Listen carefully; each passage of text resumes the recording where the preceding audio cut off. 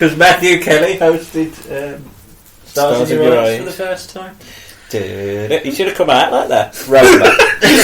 Should have come out on Stars in Your Eyes. No, it should have been totally doing it in a row.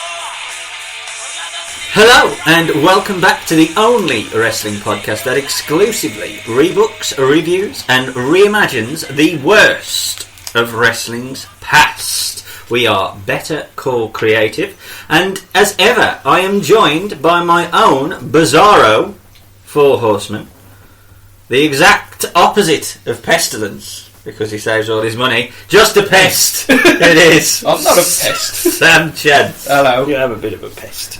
And the exact opposite of famine, a fully fed, to my right, Jack Chen. Hello. You're fat. And I bring love, not war.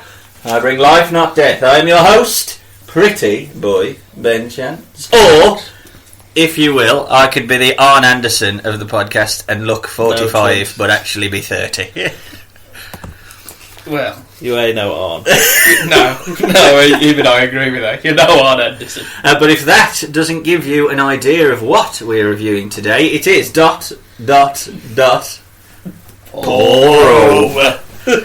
When Paul Roma became a horseman.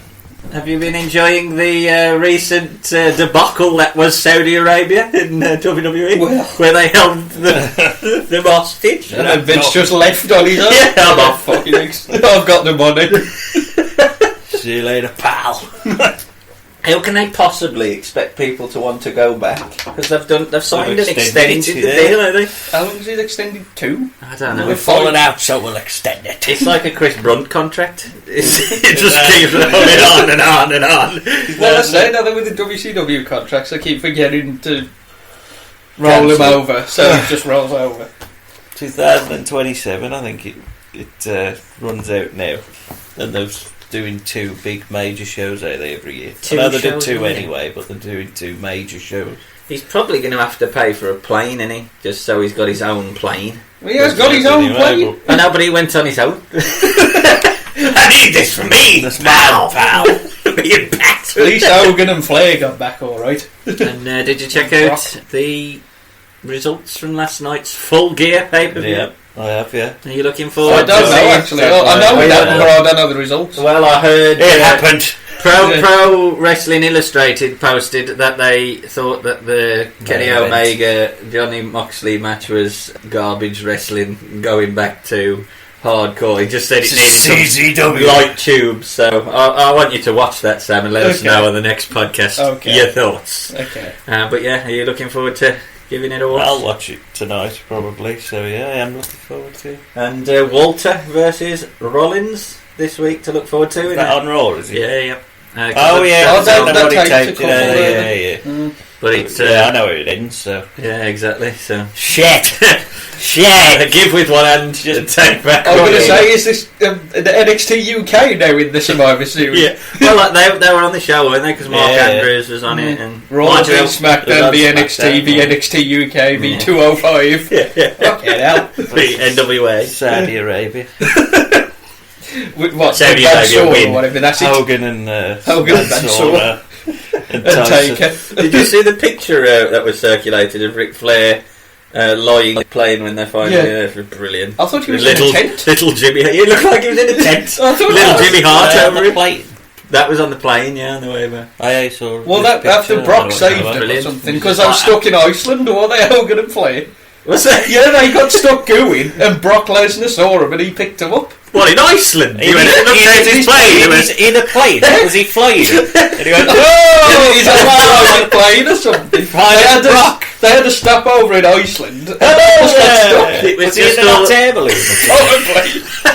Oh, Air balloon sounds amazing. around the world in 40 days, or whatever it is, 80 days. So, yes, we are checking out Paul Roma today, but I thought I would ask you both, and I am going to discount him because I know the answer. So, discounting Arn Anderson and Ric Flair, who is your favourite horseman and your favourite horseman memory, Jeff? Apart from my actual favourite one in Arn. But you can't say Arn. Why Arn not? and Flair, because constantly that's stupid. Because the subject matter would be, do we all love Arn? Yes. Yeah. Move on. Well, I like Arn, and I like Arn as well. But if it ain't Arn and Flair, then it'd probably be Wyndham. I've got a soft spot for Mongo. Well. Never mind that shit. I like Mongo. I think he suited the Horseman. It's just a shame he had to wrestle. He did brilliant. Probably true. Until he wrestled, he was brilliant. Any advance on a Mongo? I would have said Tully, considering he was the blasting cap, as he said. Yeah, he wore. I do like Tully. I'm going to send him this podcast just so he can moan and whinge about it. I like him. He was on the show last night. Full gear. Did the manager? He did the Brainbuster spot with he managed his old Sean Spears. Shane Spears. Not Shane Spears. Sean Spears. Who is shit, and people have to accept. Yeah, he is. He's very bland. Yeah. I have no gimmick. I am a very angry man. Yeah, That's his gimmick. He needs a gimmick. Well, not shit, but he just a top level star. No, I agree completely. The I epitome of agree mid-card. completely. And your I favourite agree. memory of the Horseman? You can have on in this one if you want, Jeff. Probably when they beat up Dusty in the cage and they got back together. Not the bunkhouse. No, the bunkhouse. I went back and listened to that. Right, boot. No, with his big boot. Oh dear. Sam? Oh dear. I was trying to think. Mash butt. That's my That's favourite. probably one, yeah. Yeah, you can have mash bat, liver spat, dog spat, bat spat. All the things with Pillman. Yeah, that The was leading good with as well. him starting the loose count. Or what about the 40 times they turned on Sting? Robocop. He should have joined. They should have swear. Robocop. He just did this. He went, four, drop the four. Even Robocop's turned on Sting. He's still on his friend. You would, you turn on Sting. I'd like him to come out in a suit. The Robocop in a suit. He's styling, profiling. Ravishing Robocop. So there you go. But we are heading back to May 23rd, 1993. Jack, you were one at this point. Oh, well, no. So you didn't watch it live? I'm No, assuming. I might have done, but I can't remember. And on that day that Roma was unveiled as a Horseman member, topping the UK charts was UB40, and I Can't Help Falling in Love with You. That song annoyed me at school because you always had to listen to it, did you? Did you? Yeah, when you did music exams, it was always that. And over in the US, it was Janet Jackson, and That's the Way Love Goes. Never heard that one, never want to. And in the UK box office, a film that would spawn a sequel that we may end up doing a podcast on, because topping the UK box office this week was Three Ninjas. You know what it's spawned. You had Three Ninjas at High Noon. That didn't top the box office, but that was a sequel from the original Three Ninjas movie. Oh, so Three Ninjas at High Noon is the sequel to Three Ninjas? Yeah. There's a couple. Is he in it? No. I had a check. I'd have loved it if Hogan was in the original Three Ninjas. The other one as well. His name's like Ron in there. Ron or something. Showing that the US have got a better taste in music. Over in the US, it was Cliffhanger as the topping box office. No idea. ... Paul Roma, that's a cliffhanger. Film. Don't understand him. But on the SNES, a game you won't have played, but you'll know it, is Alien 3 was released. And on British TV, the same night that they unveiled Roma, they unveiled the new presenter of Stars in Your Eyes. And tonight, Matthew, I'm going to be disappointed. Because Matthew Kelly hosted Stars in Your Eyes for the first time. He should have come out like that. Roma. He should have come out on Stars in Your Eyes. No, it should have been totally going in and Roma. You bet.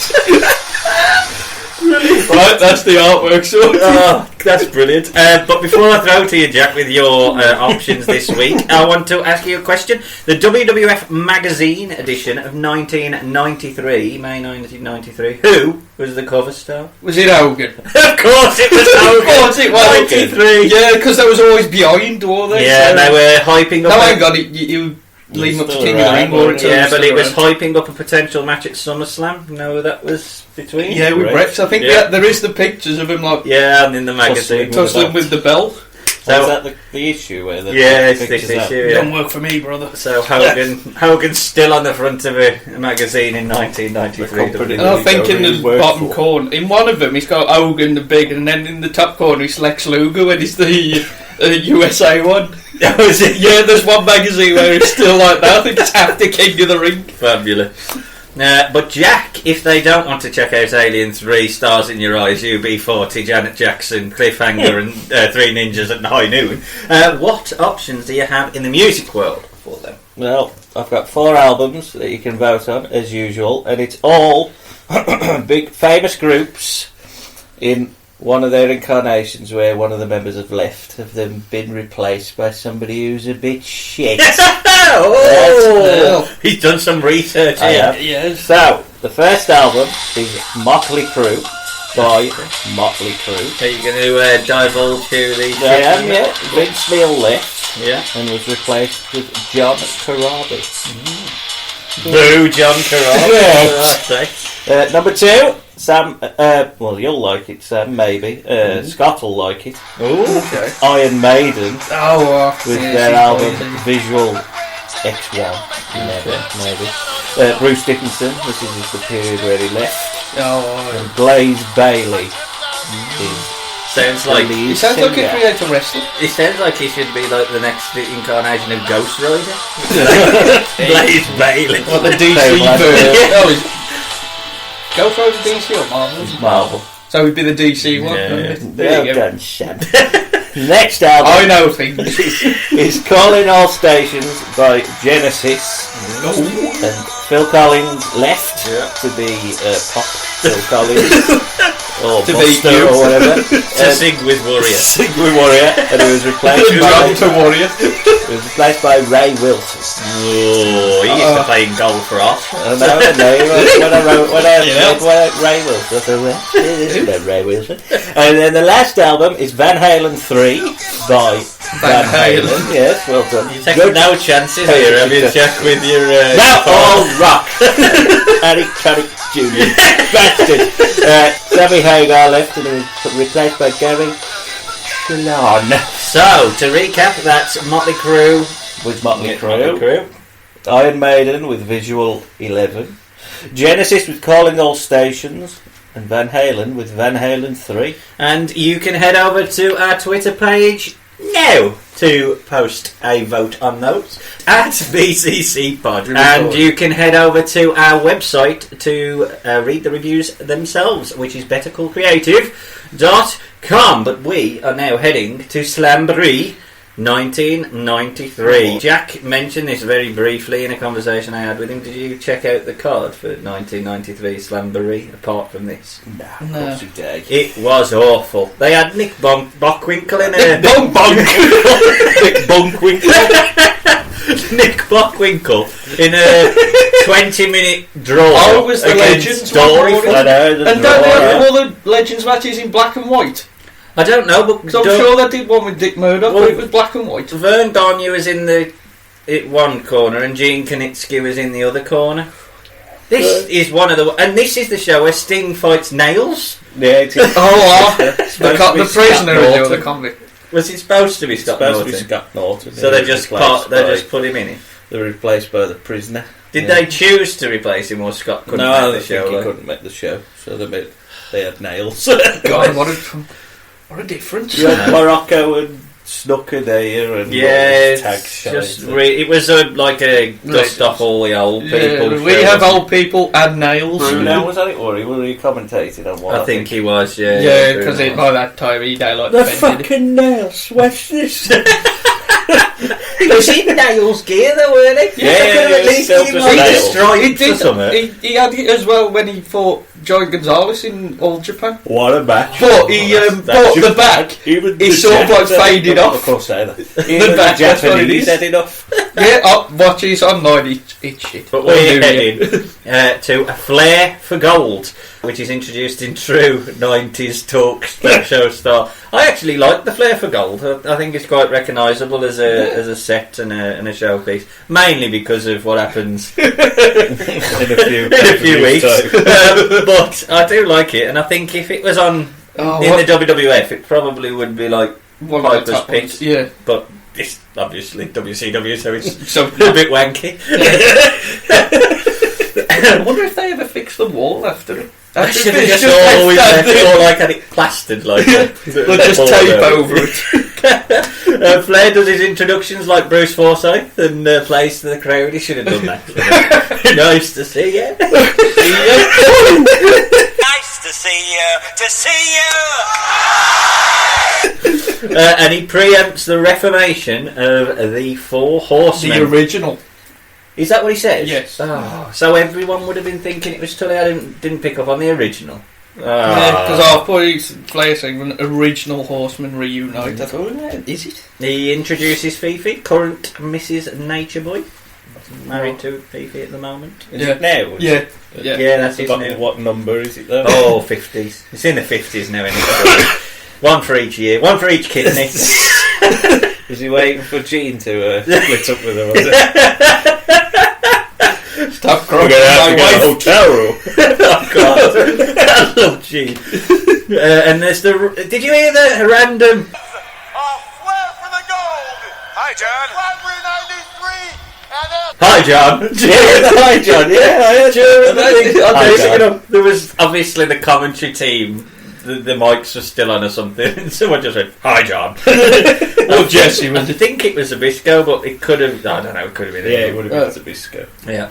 But yeah, that's so WCW. He introduces Arn Anderson first, who's going up against the NWA champion in our main event, which is Barry Windham. Arn cuts a straight-laced promo saying he's going to win the title tonight, and then Arn gets sent to the girls. So the main event. You know what the main event is? Oh, isn't it? Terrible main event. Whoever booked it. What a Vader versus Bulldog. That's it, I did see that. Wins by DQ. You're not going to like my rebooking. Oh shit. Tom Zink versus Bulldog. Flair then sends on to the girl. Then he introduces the legend, Ric Flair's cousin. I couldn't believe how old he looks. Ole Anderson. He's always looked like that though. Old Anderson, they ought to call him. Old Anderson. I've never seen a man look so out of shape and old as Ole Anderson is.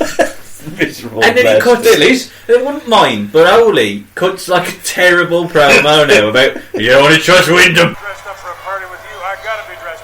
But I did not tell you before. I said you can't trust Wyndham, and Wyndham got to that other kid Tully, and I tell you what, it makes me hot. I've said it time and again. You gotta watch him. You can't trust him. I told you, don't trust that Wyndham. Yeah, that's what he said. You can't trust Tully, you can't trust Wyndham. So you kind of just said, yeah, not you were going to get Tully, yeah. No, Tully.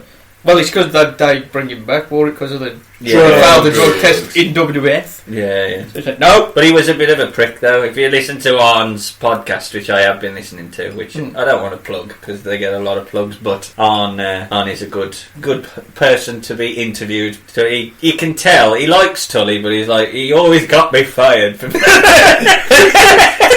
I gotta run away from you, fella. Not because you're... Well, he was on drugs, but because you're a prick. But yes, so he sends Ole to the girls, who shrieking horror. God. And then Flair gives us the special build-up. The big build-up. Special guest. Yeah, the special guest. My special guest tonight and the newest member of the Four Horsemen is legitimately one of those kiss-stealing, wheeling-dealing, limousine riding, jet-flying son of a gun that girls have kissed y'all and made you cry. I'm talking about none other than styling and profiling pretty Paul Roma. Come on out here, Paul. Hey, does he not fit the demographic? Kids screaming, girls, don't be ashamed of it. Paul, welcome, brother, to the Horsemen. Thank you, it's a pleasure. You know, I don't think these people really realize the thousands of wrestlers you had to choose from, and you chose me to be a part of the most supreme elite group in professional wrestling today. The symbol that stands for, and always will be, excellence. It's pretty, and then everyone goes, and they hear pretty, and they go, Paul Roma to Pretty wonderful. silence. And then Paul Roma cuts a promo putting over the Horsemen's excellence. Flair accepts Austin and Pillman's challenge to the Four Horsemen. And then they all drop the four. And it is worth noting, this is the last time Ole Anderson is with the Horsemen. The end of the Four Horsemen. So I've got a feeling that Flair kind of distanced himself. Poor Arn gets stuck with it though. And later on, Barry Windham would defend the title by clocking on with the belt, and there was no sign of the Horsemen to help on. They've already get up on you. Right, Well, Sam, thoughts on that? terrible. Terrible. What, So, was it Ole, or? I actually quite liked Ole. You made me laugh. Because it's just like a I do, grumpy you old like man him. who plays. It's like You, and that's what it is. Just very disappointing. I hate the end result. Yeah. The original Horseman. No, we're going to get Tully. No, Well, you get Paul Roma. I've put that I love the Flair for Gold, but the introduction does feel flat, Yeah. and it would have been better either in ring or during an angle. Yeah. Holy looked awful. Roma looked like a deer in the headlights, and Flair and Arn just did what they could. Jack, any advance on that? Well, I mean, it's Paul Roma, right? So, yeah, even like a mid-carder. I ask you. Was he in WCW before he come out here? Yeah, he fought on this. I'm sure he fought in this show. He might not have, but he Did was. he lose? He was a heel. Well, He turned here. Yeah, I This think is he had that's been- his face I think turn. he had been in WCW. He left WWF in like '91, I think. Yeah, definitely been Middle end of teaming with 91. someone. He'd been in a team. Pretty wonderful protecting- hadn't happened yet. No, that was after. No, it weren't owned up, but he was in a team, and then he sort of joined these. and More turned Bagwell, out. was it? Could Zenk have or been something. someone like that. Johnny, Zenk was Johnny feud. Gunn. Yeah, it could have been someone like that. Yeah, it was just Jesus. Straight He's leg. just... Is he old Johnny Gunn? We've reviewed it at Halloween, haven't we? we've had a match. Tom Brandy. Oh, okay. Now. So, A anyway, while back. he's just not very... It just don't fit, does it? What? No. The whole group looks It's- weird. Well, Holy Ole's being in it. just a big fat old man, eh? It would have been better if he'd have had at least a foil, so you had someone Tully. also. Well, I mean, Wouldn't just someone who is not quite at the level of Arn and Flair, but at the level of maybe just a slightly higher than Roma. Because there, it just looks like... Because you know Ole ain't going to hang around. So you've got these two, and him. it's just feel really sorry for Yeah, him. you Good just- job, guy. And I ask you this, Jack, because I know what the answer will be, but if they'd have gone, and our fourth member is Herc... You know, I'd have loved that. That would have been a lot better. He is better anyway. Yeah. Maybe not 93. Oh no, not gassed up. Absolutely shagged. Just gone. But What I a would have still. description. Absolutely He shit. looks absolutely shagged at that point in his career. Now, Good you know, God. I love Herc. I would have popped. But I was dreaming it when I was watching it. I thought, I want a situation where Jack's watching this and Herc with his big stack. He's Streaming out of the Dennis suit. Smith version of Herc comes out. Sweating profusely. The symbol of excellence. Oh So I bet I would have enjoyed it, tagging with him more than. That would have been brilliant. I think that tag team would have been better. Of course, it would have got muscle in her. I know that arm would have had to do a lot more work. Done a lot of work. I don't know. I think he did enough even. Well, we'll get to it because the next time we see the Horsemen, they do start tagging, so it's Arn and Roma, and as you correctly say, Flair's more interested in trying to get his world title back. Although this time it's weird because the world title... You got the NWO and the NWA and WCW, because the big gold was the NWA belt, which then they changed to the international belt later on, and the WCW belt, because I think Vader wore the champ at this point. Was he in WCW? Yeah, he was that. They're building to this just because obviously he hasn't wrestled yet, Flair, because he's still in his non-compete.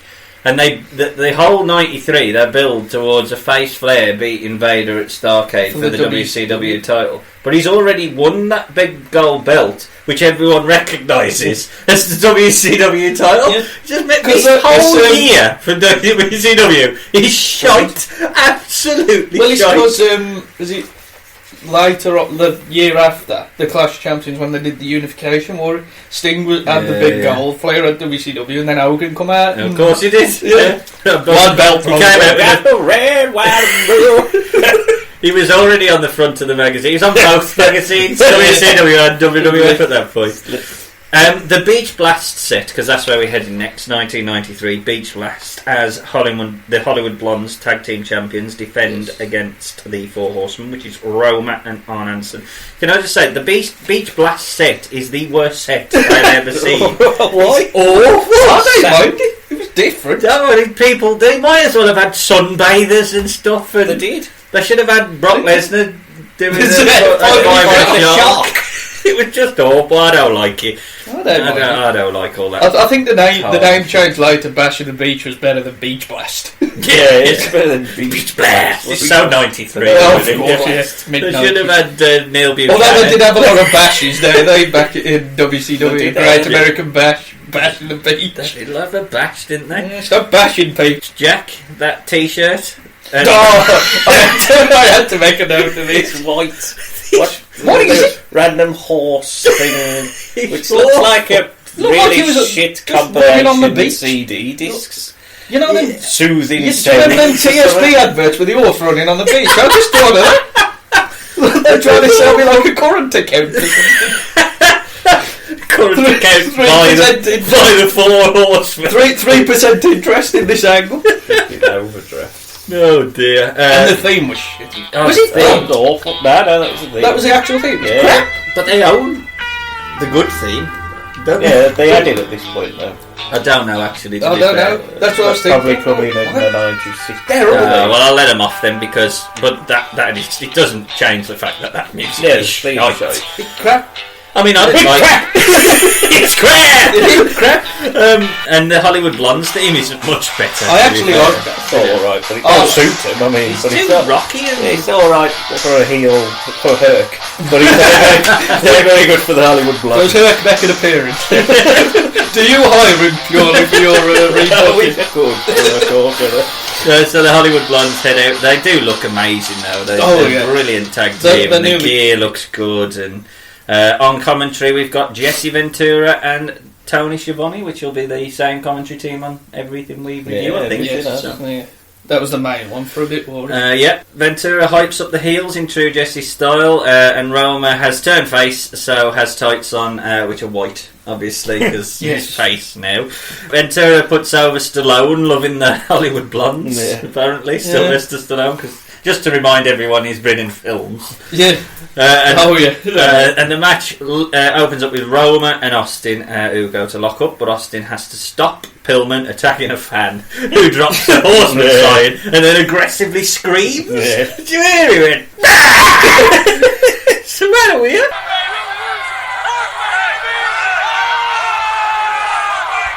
Calm down, it's not real. Austin backs Roma up and talks smack to him in the corner, and then Schiavone tries to tell us Roma is apparently the most powerful man in the match. In the world. It's absolute garbage. It's just because he's got a six-pack. He's got a six-pack, he must be strong. Jesse obviously disagrees and then complains about a closed fist by Roma. Pillman is in and gets the ref to check the elbow pad of Roma before teasing a foreign object, which then never appears. Never happens. It's a bit weird. Very strange. Then it just goes right up his crack. I'll get to it. I got that. Arn gets in and then dominates Pillman and then starts mocking the film taunt. Did you see that when he went through the... Yeah. He's playing charades. It's a film. 3 ninjas at noon. There's a nice hip toss by Pillman. And then an arm drag on Austin by Arn. There's a quick near fall and Arn knocks Austin onto the raised ramp. And then Austin offers a handshake, which seems obviously genuine, but Arn gives him a boot instead. Then Roma hits an axe handle and works over Austin's arm. There's a nice spot. A lot of arm bars. Yeah, well, it's 93, isn't it? There's a nice spot where Roma breaks out of a bear hug with a near fall. There's a strange looking backslide though. Really? It's usually the other bloke that does it, but he does it, and then everybody's like, how the fuck am I going to do that? I saw that. I thought this never happened. Because surely if you're going to be doing it, you change your arm. He change the arm, but he just goes, no! Fuck it. Doesn't look right at all. And then Roma crashes and burns. Pillman does his best to get Roma over by bumping around as Arn is in to work over Pillman's arm. There's a nice teamwork by Arn as he catapults Pillman into Roma, and Pillman's knee has buckled, so tries to call for time, whilst having one exposed buttock, which happens for the rest of the match. He never sorts it out. Fed would have done that. Pillman Fed would have told the ref, tell him to sort his jocks out. The loose buttock bro. He tosses Arn outside, only to end up on the steel railing himself, and then there's a nice sunset flip by Roma, which gets a 2. But he's suckered in and now gets tossed onto the steel, and Roma now plays the face in peril as Austin works over Roma. Pillman hits a drop toe hold to block a tag attempt, and Austin is back in, and he lays out Arn to block a pinfall, and again the Blondes double team Roma. Both men go for drop kicks, but miss by an absolute mile, which I assume, because they sell, it was meant to. But if they didn't, credit to Pillman for actually selling. They missed the drop kick, because that's the only thing you can do at that point. Arn gets the hot tag, so now I'm ready for the ending. He lays both the Blondes out. Lovely DDT on Pillman, and gets the visual win. But obviously the ref's back is turned, which is something we might see again in this podcast. Austin hits an axe handle to block the pinfall attempt and gets a 2. And now the heels are back on top. I thought the hot tag. No, we're going to the end. brother. We do. Austin hits a top rope axe handle, and Ventura is sure Randy Anderson paused to stop. He loves having a go. He has a go at the refs a lot. He does. Austin slams Arn into Pillman's boot for a 2. Pillman with great psychology selling his own headbutt, which I thought was good. He was like he was treating Arn as a Samoan. He's bald, he's got a strong head. Austin goes for a pile driver on Arn on the outside, but it's reversed, and then Austin blocks a DDT attempt by Arn by dumping him onto the top rope, which was weird, but it sort of worked. Arn gets another visual win as Roma is tied up with the referee, and then Ventura puts over how stupid Roma is. And I thought, well, he's right. Arn tries to dump heat on the hot tag by again and again keep getting blocked and blocked all the time. He does really ham up how you need to tag for Roma, which is good work by Arn. Yeah. Ventura and Schiavone argue as Pillman hits a head scissors. Arn then builds the crowd for the hot tag after laying out Pillman, and then Roma finally gets the hot tag. He hits some power moves, a body slam, a backdrop. Arn hits what is the most amazing spine buster anyone's ever going to see. But Pillman gets in to break it up. And then the finish sequence kicks in as Roma rolls up Austin, but the ref is distracted, so Pillman clotheslines Roma through. Austin gets a handful of tights and the 3. Sam, I'll ask you first. Thoughts on that match? It was It was okay in bits, but the middle bit was just so slow. I was disappointed in this, considering who was in it and Paul Roma. 2 Hall of Famers and one who should definitely be an Hall of Famer. Roma. You think Paul Roma will get in before Pillman? Probably, yeah. That's a sad indictment on WWE, Yeah, of really. Jack? I don't mind it. I thought it was alright. Arn's my boy, and I love him. The Blondes are a very good team. The problem with Roma... There's a lot of problems with Roma. He's not Herc.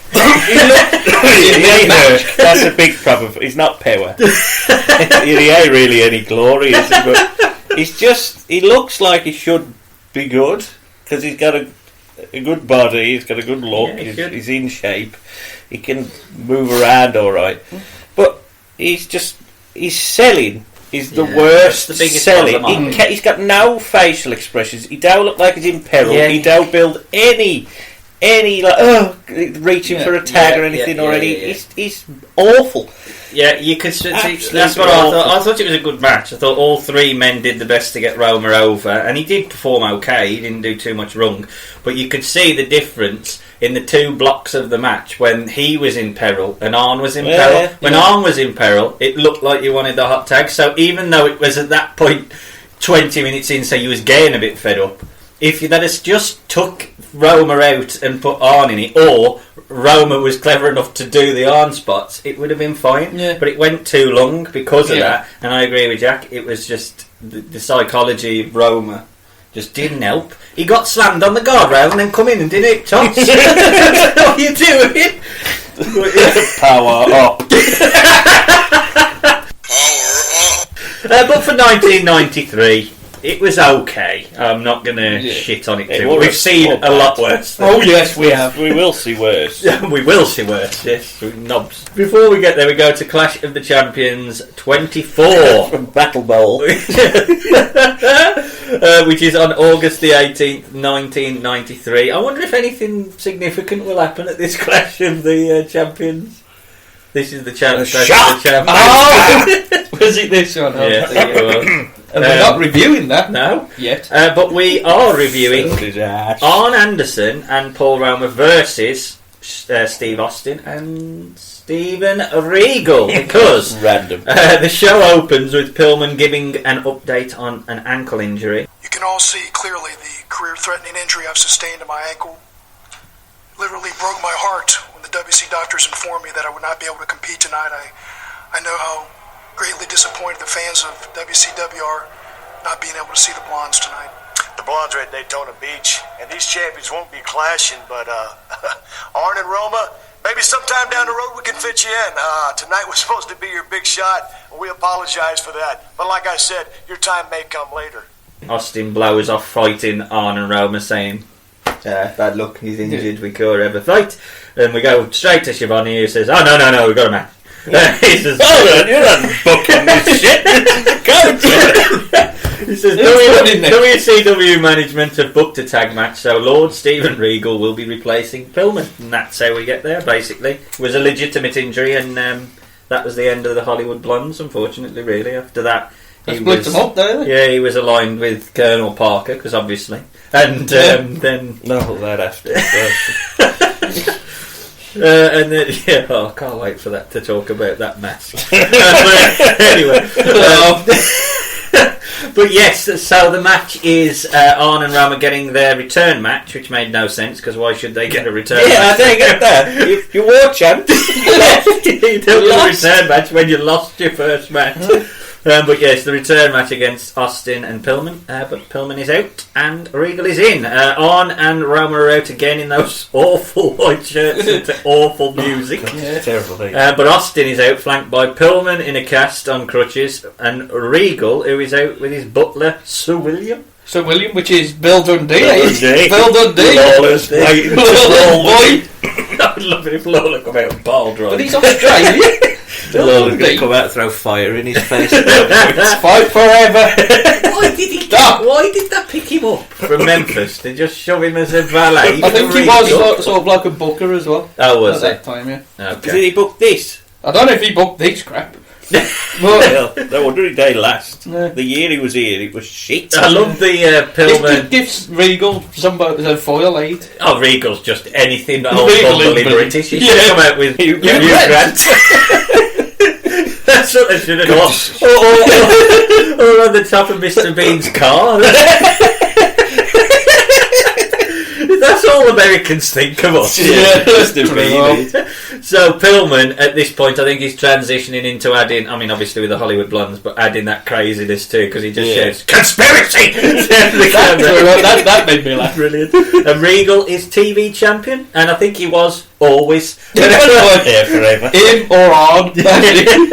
Arn and Austin start out. There's a nice clothesline by Austin, followed by a snapmare and a forearm drop. Arn backdrop body drops Austin over the top rope, which apparently the ref didn't see it. The ref just sort of turns. Yeah, I think it was distracted. There's a DQ. That's the problem with it. Oh, I hate that rule anyway. Yeah, it don't make sense. Yeah. Not taking Bill Watts who was doing it. But don't do anything. No. I hate Bill Watts. I'll tell you one thing. They're off the top. The crowd are hot. I mean, they pop for a lot of stuff in here. Arn beats Austin up outside, and who slides in for a tag on Regal. Roma and Arn double team the arm of Regal, and there's nice work by Regal and Roma as Regal bumps around and Roma hits a nice drop kick. Oh yeah, at this point, after that thing, I've put Brawl outside and then I put Regal and Arn, yes. Oh, Roma's tagged in. Bugger. I was looking forward to the Arn and Regal bit, and then Roma coming off. He spoiled it. Yes, he ruined it, Darren. Austin trips Roma, but there's awful camera work. They miss it. I've done that a lot in WCW. They miss a lot of stuff. And Roma is now isolated. There's a beaut of a suplex by Austin, and then Pillman chokes Roma on the outside. Regal hits a cannonball, which is apparently made famous by Edouard Compontonnier, according to Jesse. Whoa, and a beautiful, made famous by Edouard Carpentier, that move right there, Tony Schiavone. What? Legend. he made it famous falling over, and he made falling over. Throw yourself forward. Throw yourself arse first. The crowd are really hot, I've put here to be fair, as Roma tries to build momentum but is cut off by Austin. Regal does some nice mat work on Roma and the ref gets distracted and misses a roll-up. The crowd, though, they fucking love Arn. Arn only has to look at him and they put the floor up. And he lets left hook on Austin on the apron, which Jesse goes mad about. Roma then hangs up Austin on the top ropes, which is a similar move to what Austin used. Yeah, the Stungun. But Regal is in to distract the ref, so he misses the hot tag. There's a version of the Insaguri as he sort of does a drop kick. Awful. But Regal bump is the best. Yeah, oversold. Shit me, Regal goes halfway across the ring. Brilliant. Jeez. And then there's the hot tag finally made to Arn, who lays out the heels. There's a nice finish sequence as Arn is isolated. Sir William teases hitting him with a crutch, but Arn reverses it, throws Austin towards Sir William, but he stops. And then Arn knees him into Sir William and then rolls him up for the win. And after the match, Mean Gene style Eric Bischoff interview. And welcome back to the Clash of the Champions here on TBS. I am here with the new World Tag Team Champions, Arn Anderson, Paul Roma. And gentlemen, it could have been a disaster. It's like preparing for the Super Bowl and finding out at the last minute the opposing team changes quarterbacks. But Arn Anderson, you guys pulled it off in a big, big way. Well, you know, let me tell you something. That's what the Horsemen are all about. Willing and ready to adapt at any given time or moment. You know, there were a lot of people that said in the beginning that Paul Roma doesn't have what it takes to be a horseman. But this man right here, he believed in me, and that's all it took. And tonight, this is what it means to be a horseman.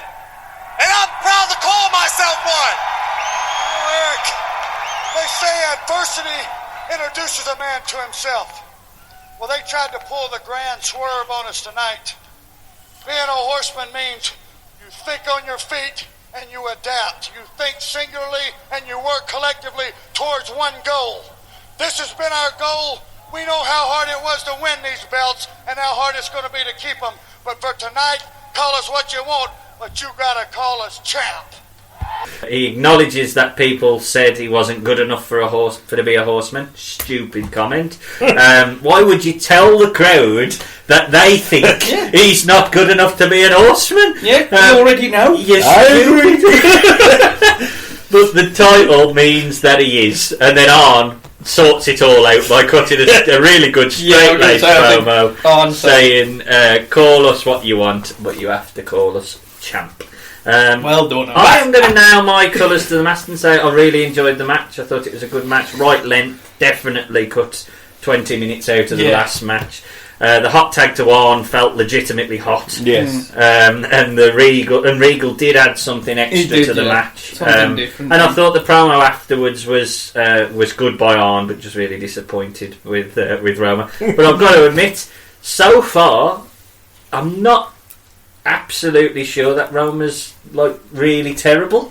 I don't think he's brilliant. He's just bad. I mean, I don't think he's terrible, which is what I thought I would be 2 matches in. So, I mean, terrible as in wrestling wise. I just thought he was going to stick out like human being. I just thought he would stick out like, what the fuck is that guy doing there? And I don't think he's quite at that level. He's not yet. Not yet. Well, I always with. This match is a lot better than the last one because it's cut down, and as you say, Regal does add something extra to it.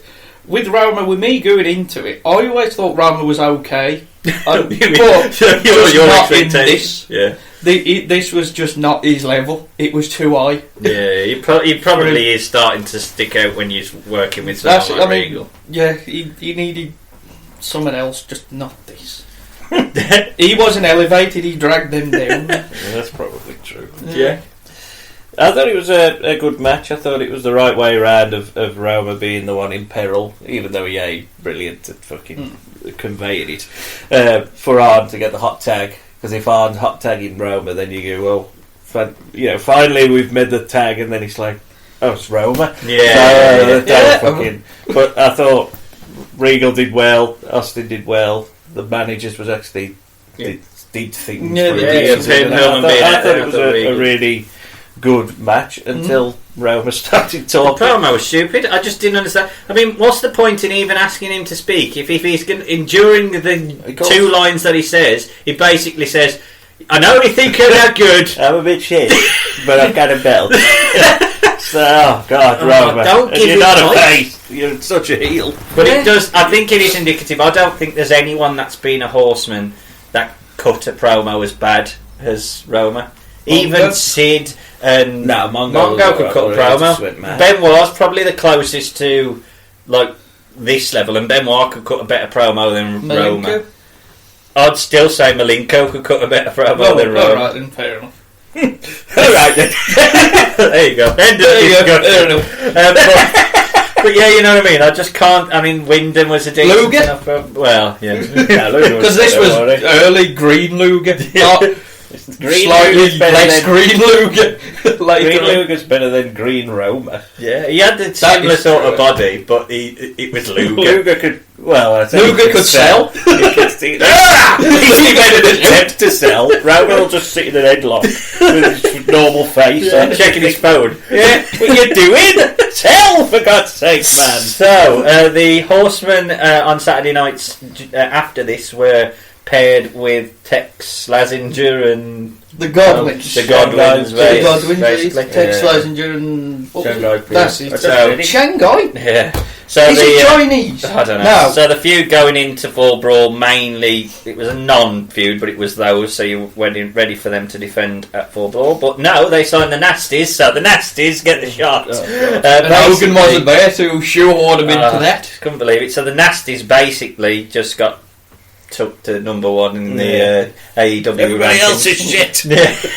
In fairness, though, when I looked around at the they're going to be the friggin' Kongs or the Kongs, King Kong Pain or whatever it was. King Kong and Awesome Kong. That's it. Kong Kong. Oh God. Hong Kong. Hong Kong. Hong Kong. Jesus. They shit. I'll meet them heels. So you can't have them really. Well, you can. No, you can because Horsemen. Yeah, I was just thinking. Yeah, hang on. But why were they pushed? Oh, that was called Kane and Cole. Which we'll get on to later on. But before we do, Fall Brawl 1993. Jesus, this is the worst War Games. of all time as well. This is without a shadow of a doubt. Which we will definitely review this as a whole show. This show is almost as bad as Nick Bockwinkel versus. Yeah, it gets worse. All right, thanks, guys. And as you can see, I'm here with undoubtedly two of the nastiest men in this sport. Personification of the word nasty. What's the big secret? You've been talking about it for weeks. Share it with us. Well, in a couple of seconds away, the clock's ticking down for 2 of the 4 horsemen. We got a big secret sitting right at the end of Nasty Street. You gotta walk that street to Nastyville and survive and face the biggest secret the Nasty Boys have ever unleashed. Tell them, Mobs.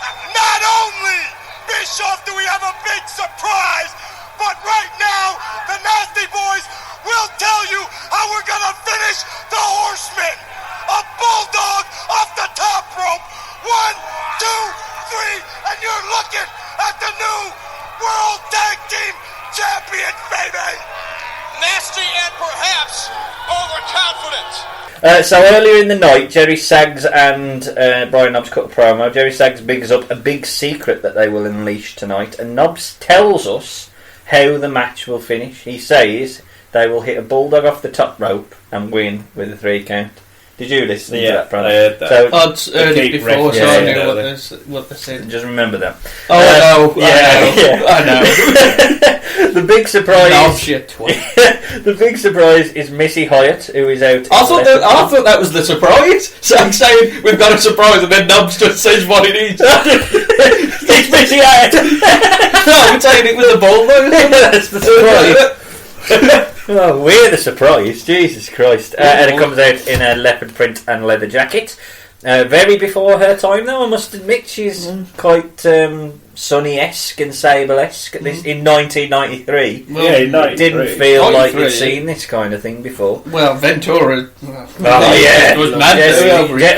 That's it.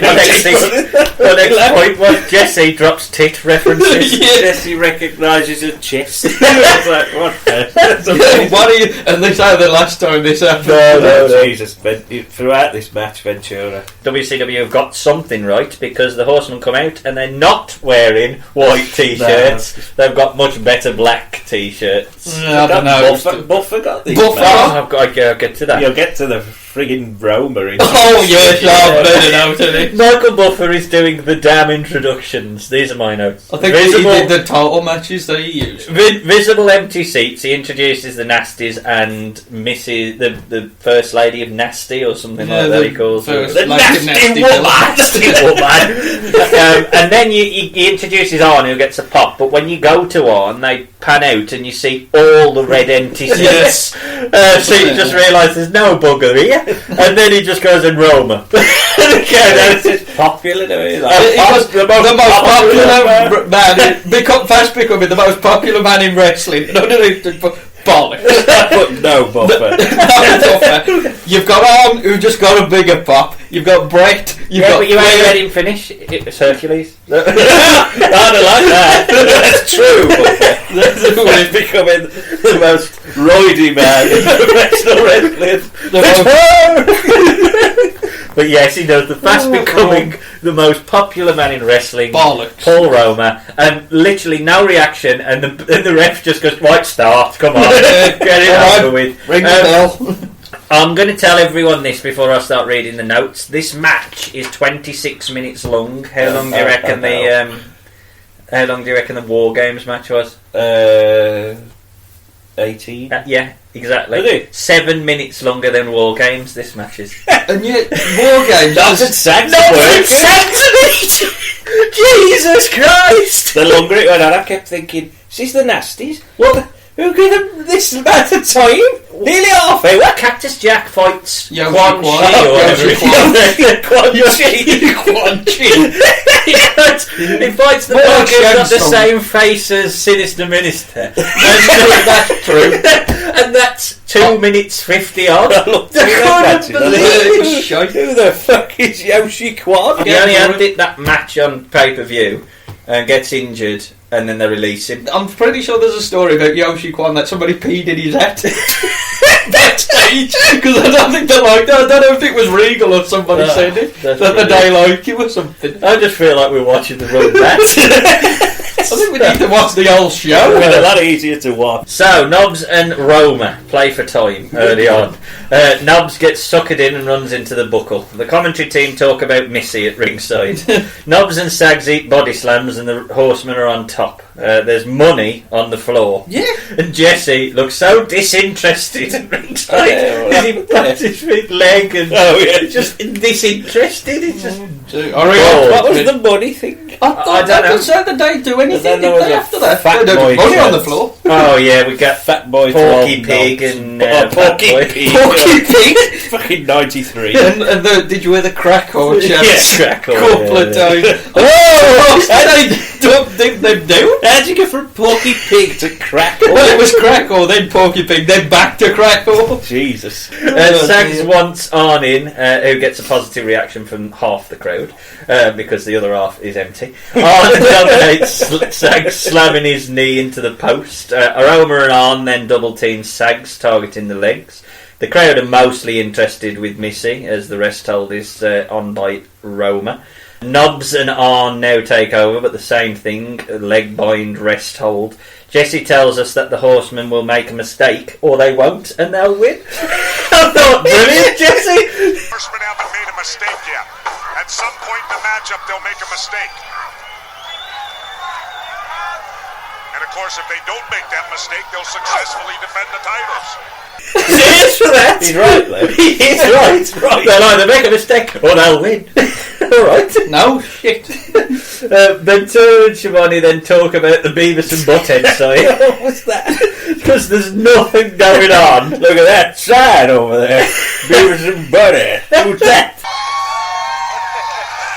Hey, Beavis, pro wrestling is what? It's cool.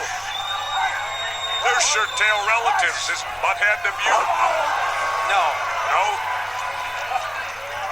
Is he a Texican? I don't know. Who's that? Nobbs and Sags. And then we get, for the first time, the most popular man in wrestling gets a tiny chance as the Roma. I didn't hear that. You've just discarded that he couldn't possibly say a lot of Italians in the crowd. Roma gets caught in the Nasty Boys corner, and finally the heels get a bit of offence. This is about 15 minutes in. They've just been beat up. Oh, That's 15 minutes. I put this slows though when chin lock is knocked in by Nobbs on Roma. We get the Porky Pig chant. Porky Pig? Nobbs. Right now by saying that Sags now is in command. And a tag is made, and there's missing. Well, she knows how to run her mouth. I've still got a paragraph worth of notes here. And then Sags has a rest hold spot locked in. I've put here for my own, because I knew I would get to this point and need a breath, because I put deep breath. Let's go. Yet another rest hold as finally Roma lifts out of the chin lock. There's a hot tag to Arn. Finish sequence. For God's sake, finish sequence. The pace picks up as Arn locks in a sleeper and then goes for a Vader bomb, but Sags gets the knees up. Nobbs uses Missy's distraction to clothesline Arn to the outside. Nobbs then slams Arn on the floor. Sags nails Arn with Jesse's chair on the apron. Oh, they're just picking up the chair. The Nasty Boys work over the back of Arn in the corner. Randy then misses Nobbs helping Sags out on the abdominal stretch. You know, typical heel move. We get a 3-arm drop, which is stopped on 2 by Arn, and then the heels quickly get back on top. Jesse references the hush over the crowd.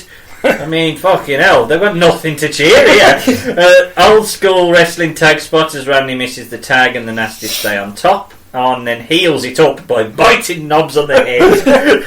But Sags still stops the tag. But this doesn't feel like the first match where Arn's building it. It just feels laborious and tiresome.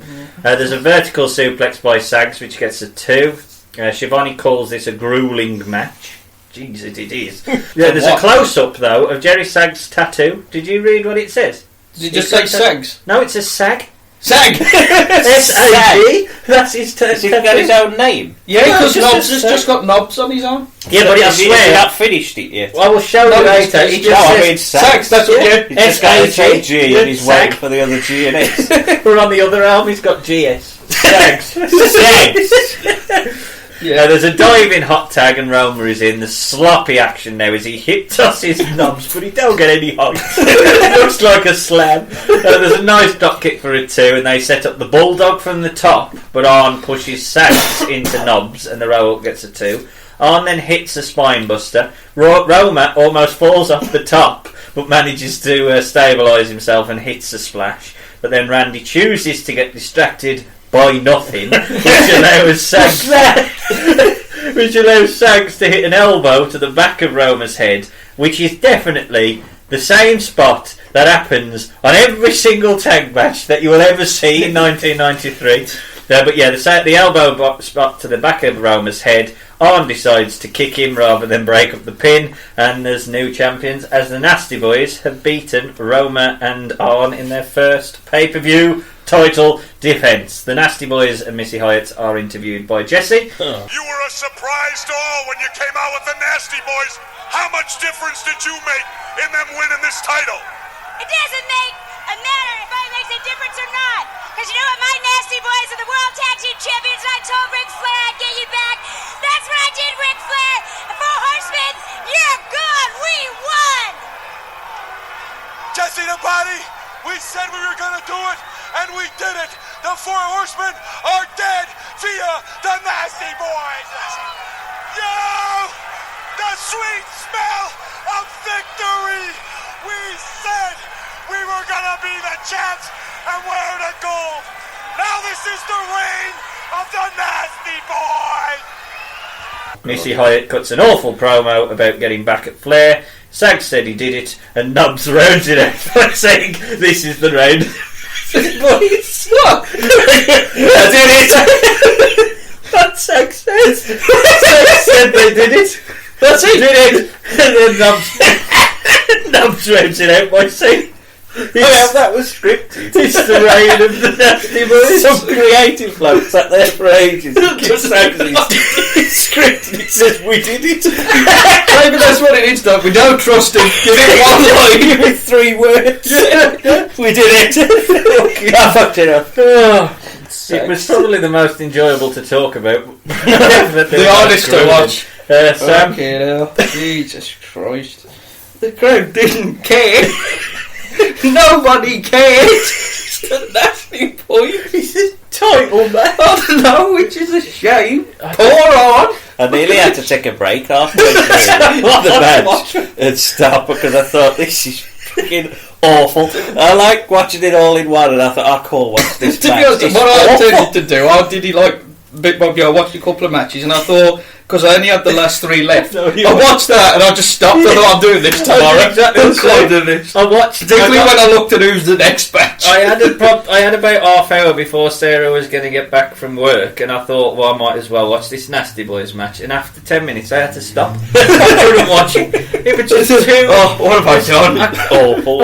I wasn't writing notes because I was getting disinterested.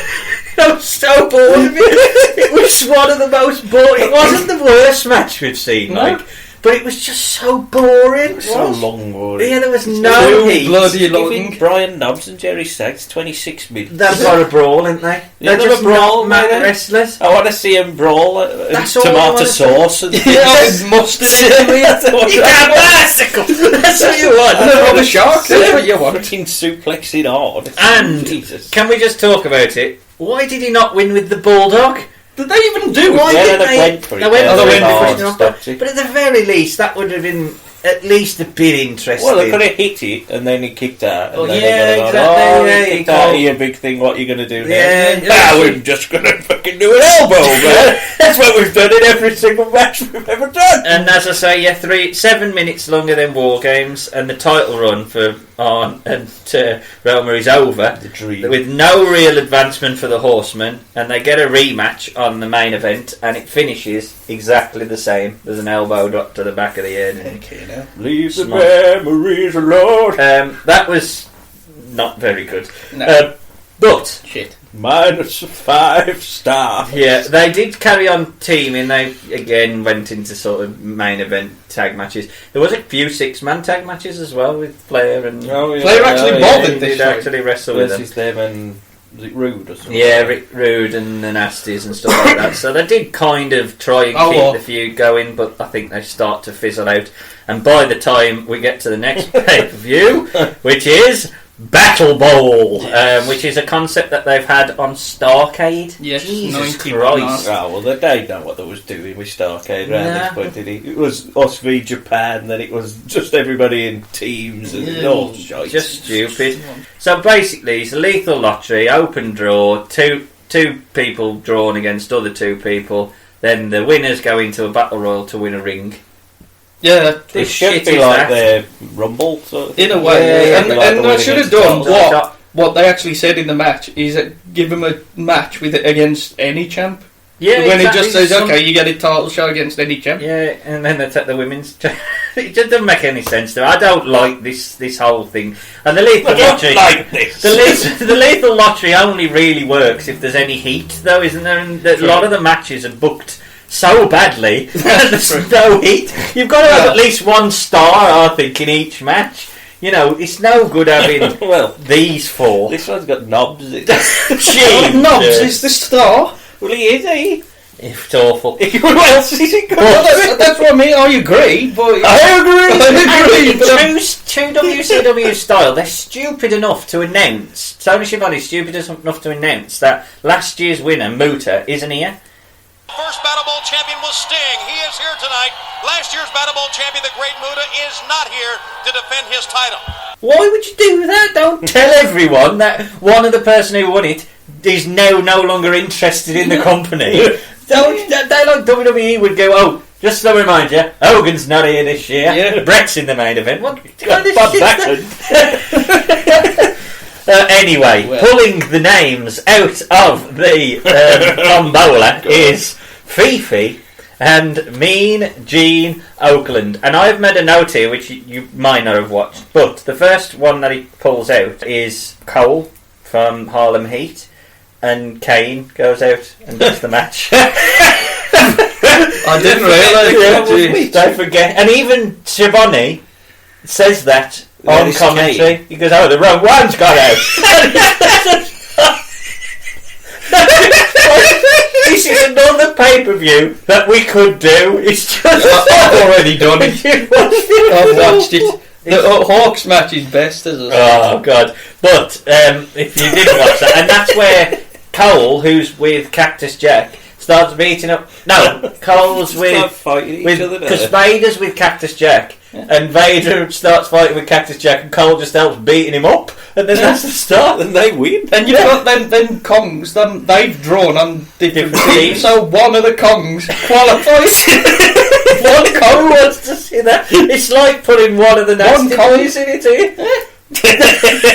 Well, I think that's the only tag team that actually survived. Okay, now. Anyway, Mean Gene Oakland and Fifi pull the names out the drum, and I have never seen a man so perverted in my entire existence. Oh man, oh look at that, oh bloody hell, fellas. Just get top rope energy. Look at that. I'm sorry. Are we on the air? Apparently we are. I'm just having a great time here. Fifi. Yes, I believe that. Okay, let's draw a couple of more names. Fifi, what do you think? You're having fun so far? Oh, of course, monsieur, but please. Oh, give me a break. Good God, I can't believe it. He looks good enough to eat. I don't mind telling you. Here, wait a minute. Let's get a name there, Fifi. Huh? Paul Roma! It's definitely Operation U-Tree BG there. It's a good job he wore in the BBC in 1970s, or he'd be fucked. Now then. So the heels and the faces are separated by a locker room. There's some fantastic... I like that. When Flair's sitting in his pants next to Hawk. It's just weird. But yeah, Paul Roma... And they all cheer each other when they get dressed. Yeah. Why would Paul Roma cheer one of the Kongs? And then you might be drew against him, you stupid idiot. Paul Roma is drawn first, and his partner is Eric Watts, one of the few teams that doesn't have heel and heel. They have face and face. But he's got the least heat. Yeah, exactly. It's the worst one, and it's the only one that I was trying to read, he's just got STF on his... Yeah, I don't get what that is. I think that was his finish. That was his... He had his finish on his tights. Yeah. Why? I think to remind him what his finish was. Jamie Elder have clothesline here.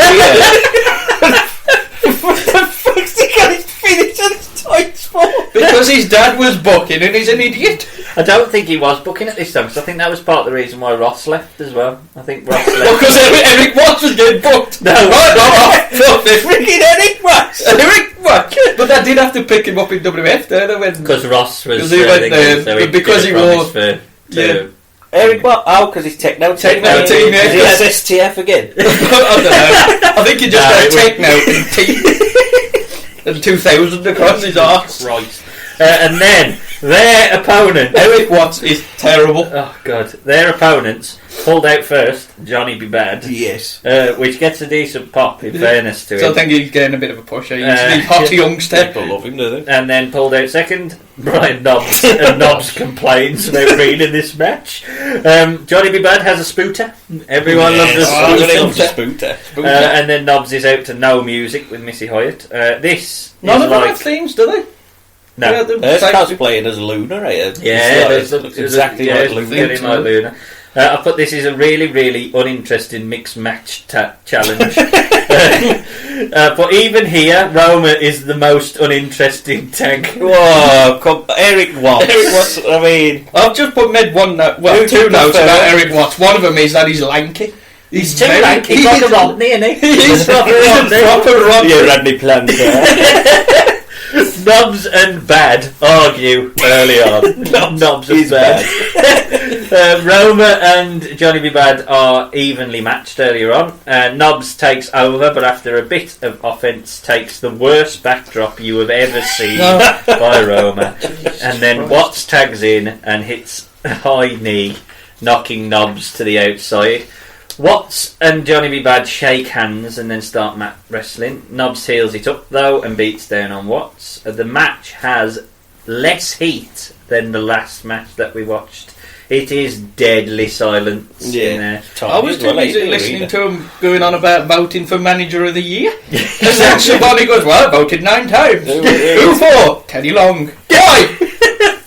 Manager of the Year. Yeah. Why? Knobs, I don't know. I missed the one as well where Shivani starts going heel and even Ventura goes, after all this time, we're bringing him up at this point. I'm rubbing off on Tony Shivani. Please don't say that. The whole concept doesn't make much sense, but I can understand why the faces wouldn't beat each other up, because none of them really care about winning a ring.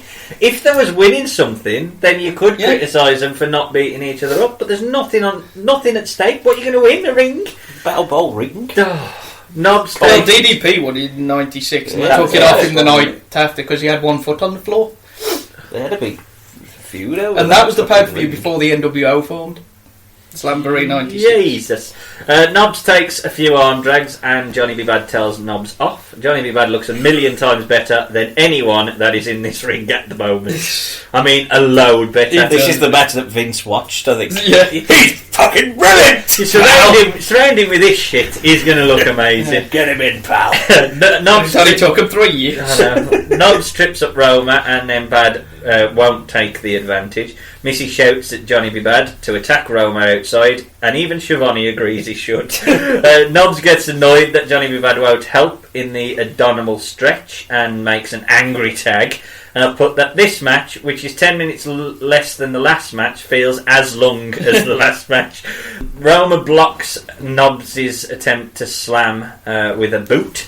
And then we're 10 minutes in, according to Shivani, as Roma hits an enziguri. He tags Eric Watts to 0 reaction, who dominates Brian Knobs. Eric Watts hits a high crossbody and Knobs rolls through, grabs the tights and gets a win. It'd be weird if Knobs wins it. I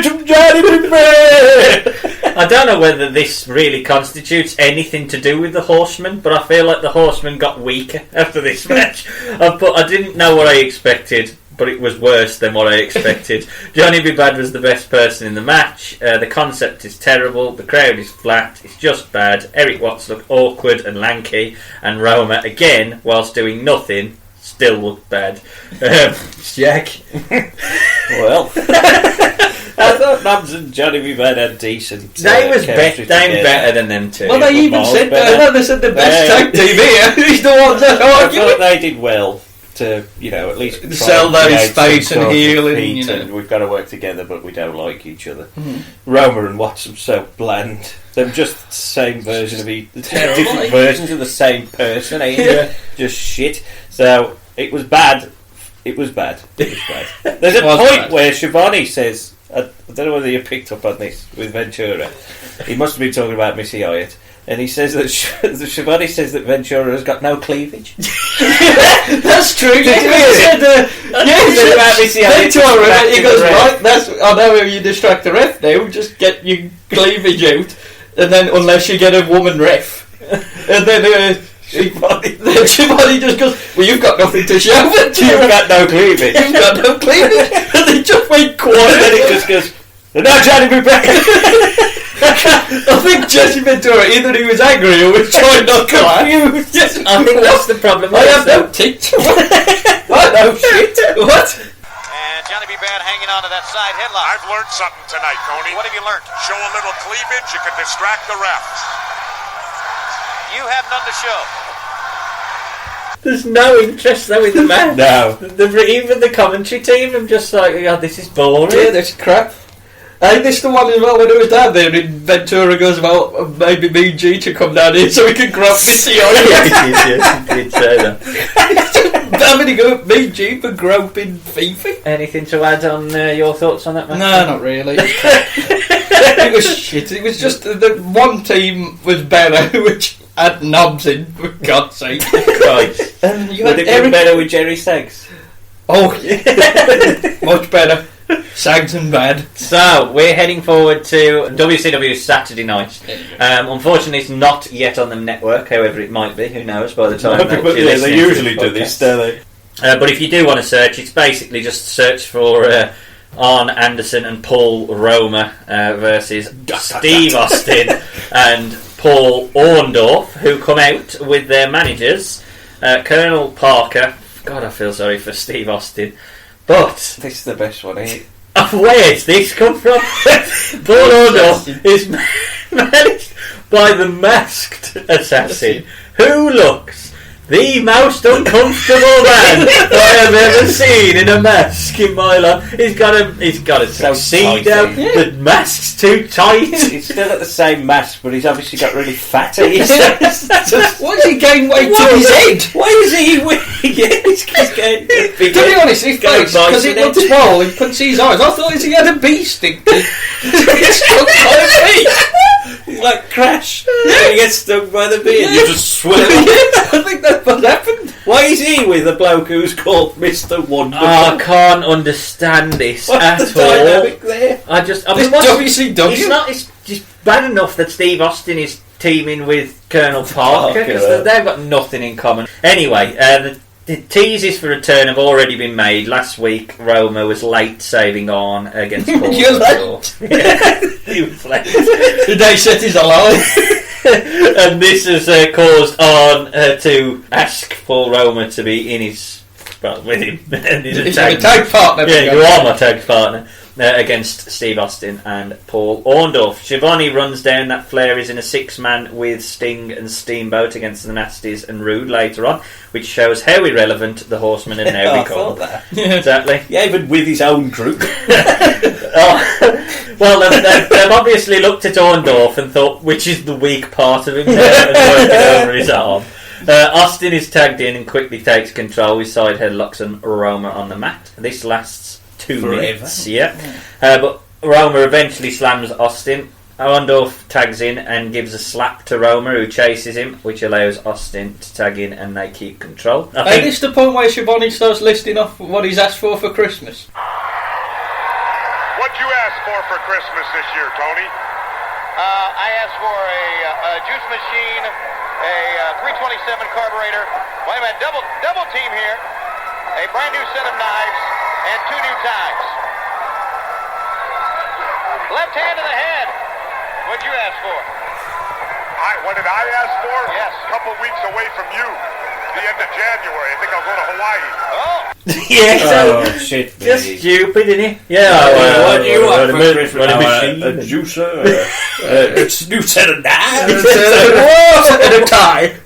A new tie. And then he goes, what do you want, Jesse? And he just said, a new broadcast partner. Hey, that's how you do At it. least it goes back. The masked assassin now is shown on camera and looks so uncomfortable with those Crash Bandicoot bee stings. There's audible boos as Roma is kept outside by the heels. Orndorff charges him into the apron, and then Orndorff hits a belly to back suplex. The chin lock is locked in, obviously, and I have to check the time again as this feels like an hour. It's actually only 10 minutes. The ref checks the arm of Roma, but Roma keeps in it, but is sent back to the mat.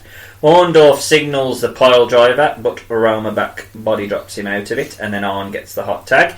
Cleans out, hits a spinebuster on Austin, covers, but Orndorff hits an axe handle from the top, and I've seen this before, definitely seen that move before. So Austin covers, and Roma sort of goes to get in, but the master that's up and points. Stop.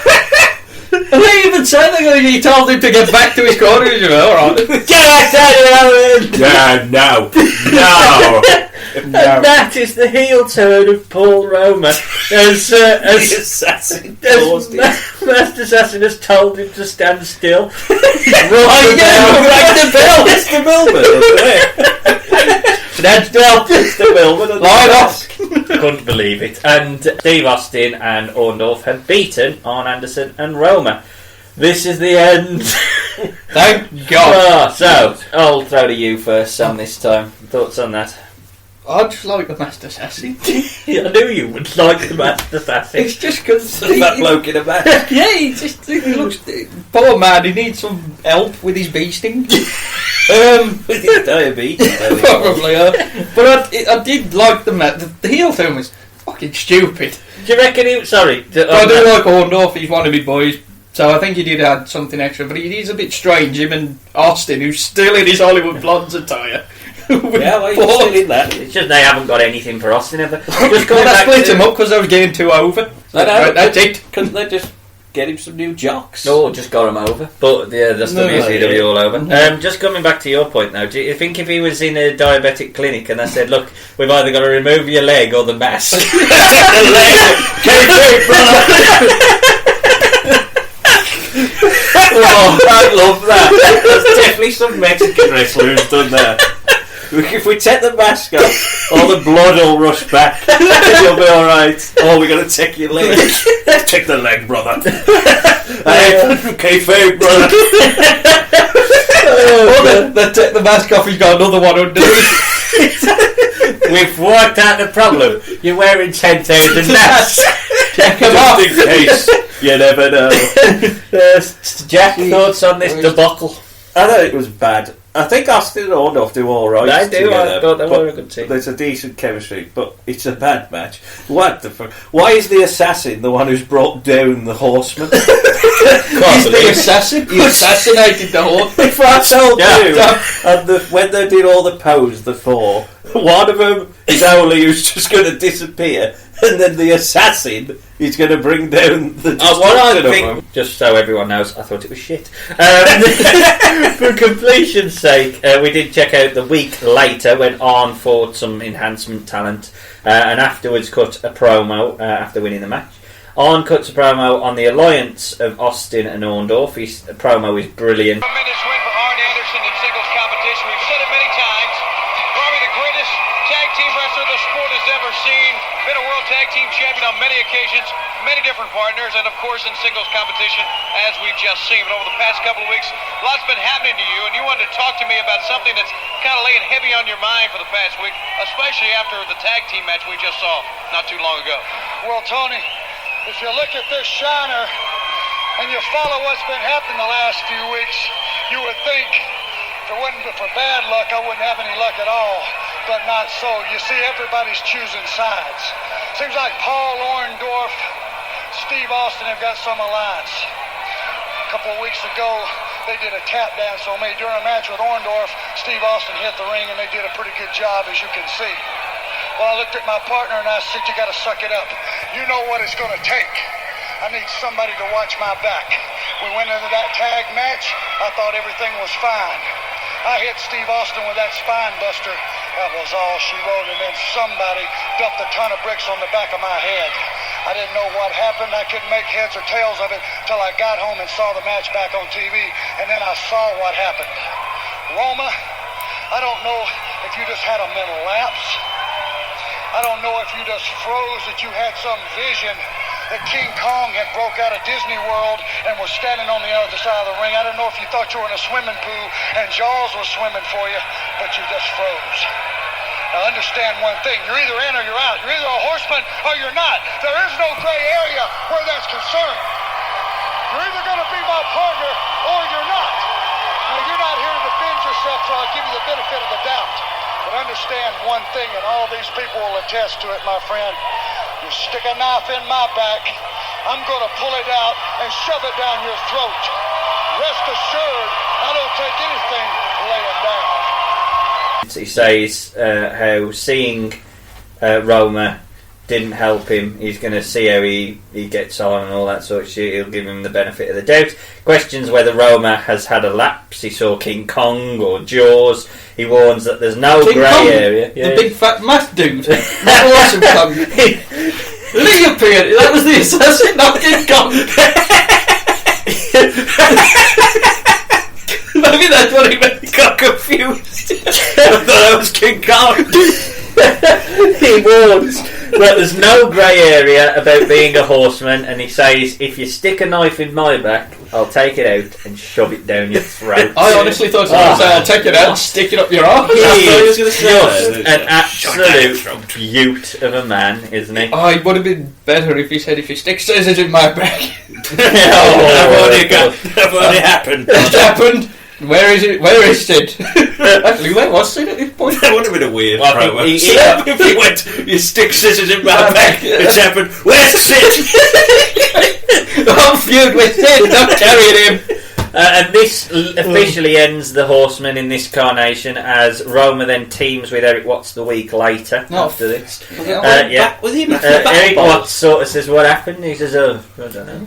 And so Eric Watts goes, I'll team with you. And he joins up with him against Orndorff and Steve Austin. And during the match, well, Eric Watts has Paul Orndorff won, and Roman jumps off the top and hits Eric Watts in the back of the head with an axe handle, and then they turn. And then early in 1994, he goes with a masked assassin then. And then early in 1994, Arn and Roma face off in a match on Saturday night, which lasts 4 minutes, which Arn wins with a spine buster, and he says, yeah, teacher, and then carries on his feud with Regal and ignores that he was ever with Roma. Ever. Roma would then continue to team with Orndorff as the Pretty Wonderful tag team. Did they win the belt? They did, yeah. But I had put, that sums it up, because I knew they'd won the belt, but I put to no real height, which sums up the belt. Through 1994 to 95, where he's put into, Orndorff sort of transitioned into a more, now he's managerial kind of thing, because he's in his arms. Still fighting on that Nitro where he gets beat up and then he goes off for a break, comes back on and he's still in the corner by the stage. And then Roma gets into a feud with Alex Wright over who's prettier. And then in a match at Super Brawl, Paul Roma turned it into a shoot by not selling any of Wright's offences. Right, not now though, because he just won't sell anyway. Well, exactly. And he was basically being a prick, and then he was fired the next day. And then basically blackballed from wrestling. No other organisation ever picked him up. I wonder why. Absolute cunt. And I want to know why. And just to round it out completely, on the DVD Flair and the Horsemen, there is a section for 3 minutes about Paul Roma joining the Horsemen, in which Gene Oakland, Triple H, Flair, all discussing being a Horseman. And it ends the segment, which I will splice in in case anyone's not heard it, with Arn. When they break open the time capsule 1,000 years from now, and they go Flair, Anderson, Tully Blanchard, Dillon, do you think they're going to go ... Paul Roma. Questioning in years to come whether they'll pop open the capsule and it'll read Flair, Ole, Tully, Dylan, ... Paul Roma. Paul Roma. Which couldn't be any better of an ending on the Paul Roma debacle. But I will throw to you, Sam, to discuss the legacy of Paul Roma in the Horsemen. He shouldn't have been there. He, as I said earlier, he brought them down. He wasn't elevated, he brought them down. Yeah, I'd agree. So much so that Ric Flair just went, fuck this. Jack? I mean, he's the butt of the joke, when he comes to the Horsemen. He's like, bad people in good factions is Paul Roma. Yeah. But I do think it was doomed from the start anyway, because you've got a face horsemen group, horsemen, and one of them's gone already, who a face anyway, in Ole. And so you've only got 3 throughout, which makes no sense that you're throwing up 4. Should be throwing up 3. And then Roma's shit. It was bad anyway, and then you put him in it, and it got worse. The irony is, bell to bell, it wasn't the worst thing you're ever going to watch. It can work okay. Well, apart from that, but it is because it just sums it up that he makes things so boring by being involved.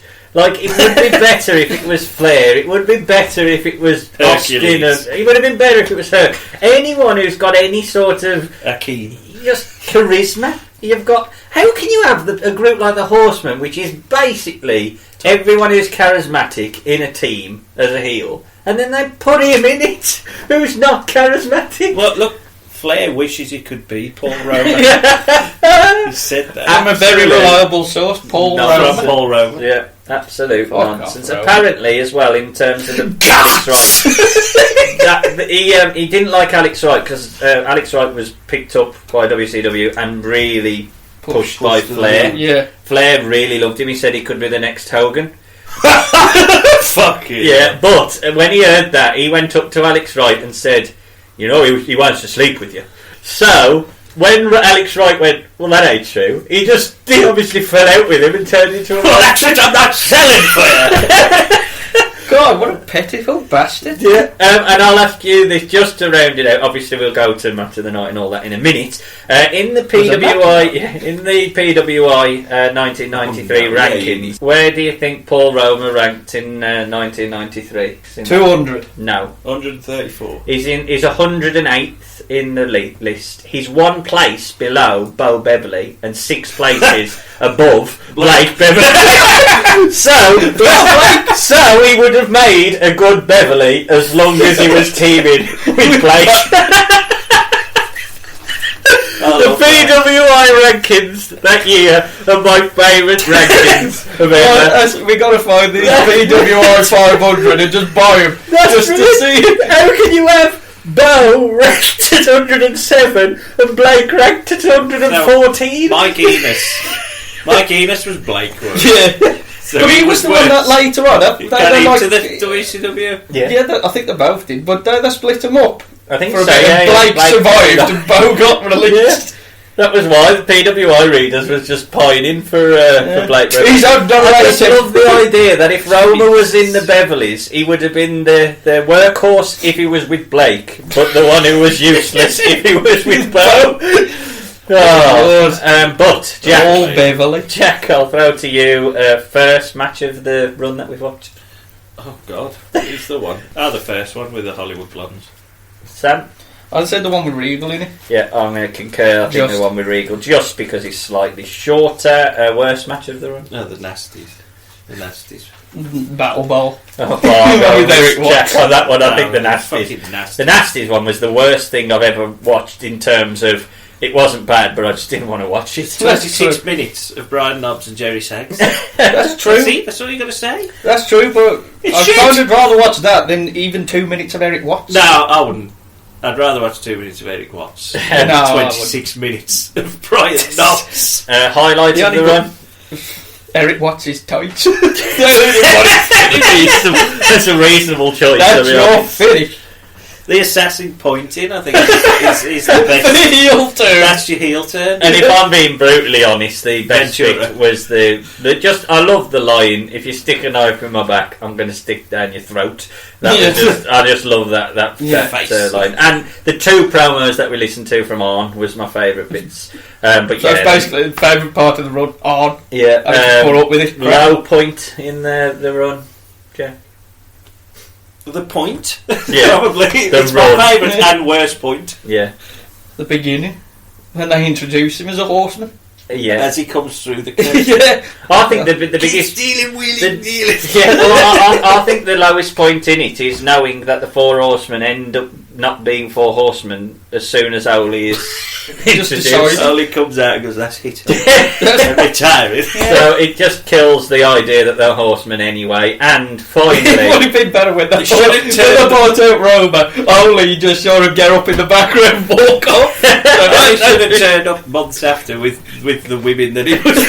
What's happened? There we go, And finally, Jack, MVP of the Paul Roma podcast. We already know. I think we can all say Arn Anderson having to carry him. Because Flair just introduced him and went, that's it, I'm done. Yeah, Carry on. For me, it's three men, isn't it? It's Arn Anderson, it's Jesse Ventura, and it's the Masked Assassin. Obviously. Or me, Gene, and it's Toby Ways. Did he ever have any interaction with Flair? No. Other than that one, say to Arn, you looking after they did do like the 6 men on the Saturday nights, but they didn't do any skits or any proper package together or anything. Like I said, Flair was a glorified singles wrestler. I think they just thought Slamboree, loads of old things are happening. Let's get the Horsemen back together, and they just created a tag team out of that. Yeah. It was just pointless. So the rebooking of Paul Roma, we all decided and agreed not to rebook we can't rebook Paul Roma. So we each took the task of challenging the other to what we will say shall not be named yet, different wrestler on the roster to take Paul Roma's spot. Matt spot! Not dog spot! Not little spot! Matt spot! So I'm going to throw to you first, Sam, but don't divulge until you do your rebooking who you were given to rebook. Over to you. So my rebooking would start the same, except it's the introduction of this other wrestler. Okay, who which is? It's Mr. Wonderful, Paul Orndorff, which I was happy about because I nearly did him to you, and I thought no, and then thankfully Jack did him me. So I thought I can do something with I really get you Kong. I looked at this and I thought I'm going to get somebody really crap. So I was trying to get, it's good that we don't hear Johnny Gunn. You don't even know who he was. I didn't think of him. Johnny Gunn. No. So it would be similar, because I think, but obviously not say it's the original Horseman, because clearly not. Yeah. And Orndorff would look good in a suit. The only thing I would say as well, I was thinking, shall I make them faces or heels? But I thought at this point they've got to be faces, really. The Horsemen, because I think they're better as heels, but the way I've booked them, kind of the faces anyway. Yeah. Beach Blast, I would actually have them beat the Hollywood Blondes for the tag belts. Yep. Right away, and carry on that feud with the Blondes for the belts. The Clash of the Champions, they would retain the tag belts against the Blondes, and then they would move into the feud with the Nasty Boys. Yep. Because didn't they said, who else is there? No, you can't accept all of these. But so they'd move into that with the Nasties going into Full Brawl. There would be a miscommunication at Full Brawl between the two, but obviously not make it obvious and no pointing. So they would lose the belt. They would lose the belts. Obviously, they would still have the odd matches. But what then would happen is Arn would slowly win. He would win the TV title on Saturday night or something. Arn would. What happened there? I don't know. I'm trying to think. So yeah, Arn would win the title, but obviously them still together. But you could see Orndorff getting sort of jealous because Arn's then more in singles matches. Yeah. And he ain't getting any TV time because Arn's got the TV title, so he has to. Yeah. So that's what would lead into. He has numerous matches, and then Orndorff would turn on a Saturday night. Yeah. On Arn. He would then challenge on for the TV title at Battle Bowl because he says he's actually better. Yeah, battered bowl. Battle Bowl. Battered fish. Battered fish. What would happen is Orndorff would win the title off on at Battle Bowl because of shenanigans and whatever happening. I was thinking, shall I introduce Roma with now? So I was going to use him anyway. I was going to use him just like as a big part player. Orndorff would then challenge Flair for the world belt at Clash of Champions, saying, you know, we with doing the Roma thing, but I think Orndorff could carry it up. So he's more believable. He should be. He can hold both belts, and he's better than Flair. At Clash of Champions, Flair would retain, but would get beat up afterwards, and Arn would come and make the save, and he would challenge Orndorff for the TV title on a Saturday night. He would make the challenge. The match would be thrown out. No, the match would happen at Saturday night. It would be thrown out because of DQ shenanigans. Then it would be announced that at Starrcade, so I carried on for a bit. It would be made into a cage match because, gimmick match and his TV title, and that's when Arn would beat Orndorff for the TV title in the cage match, and that would be how they'd separate. You might have the feud carry on a little bit, but it would then just dissipate and they'd go their separate ways. Sounds good to me. Sounds better. And I had to get the TV title in, so I do like that. I do love the TV title.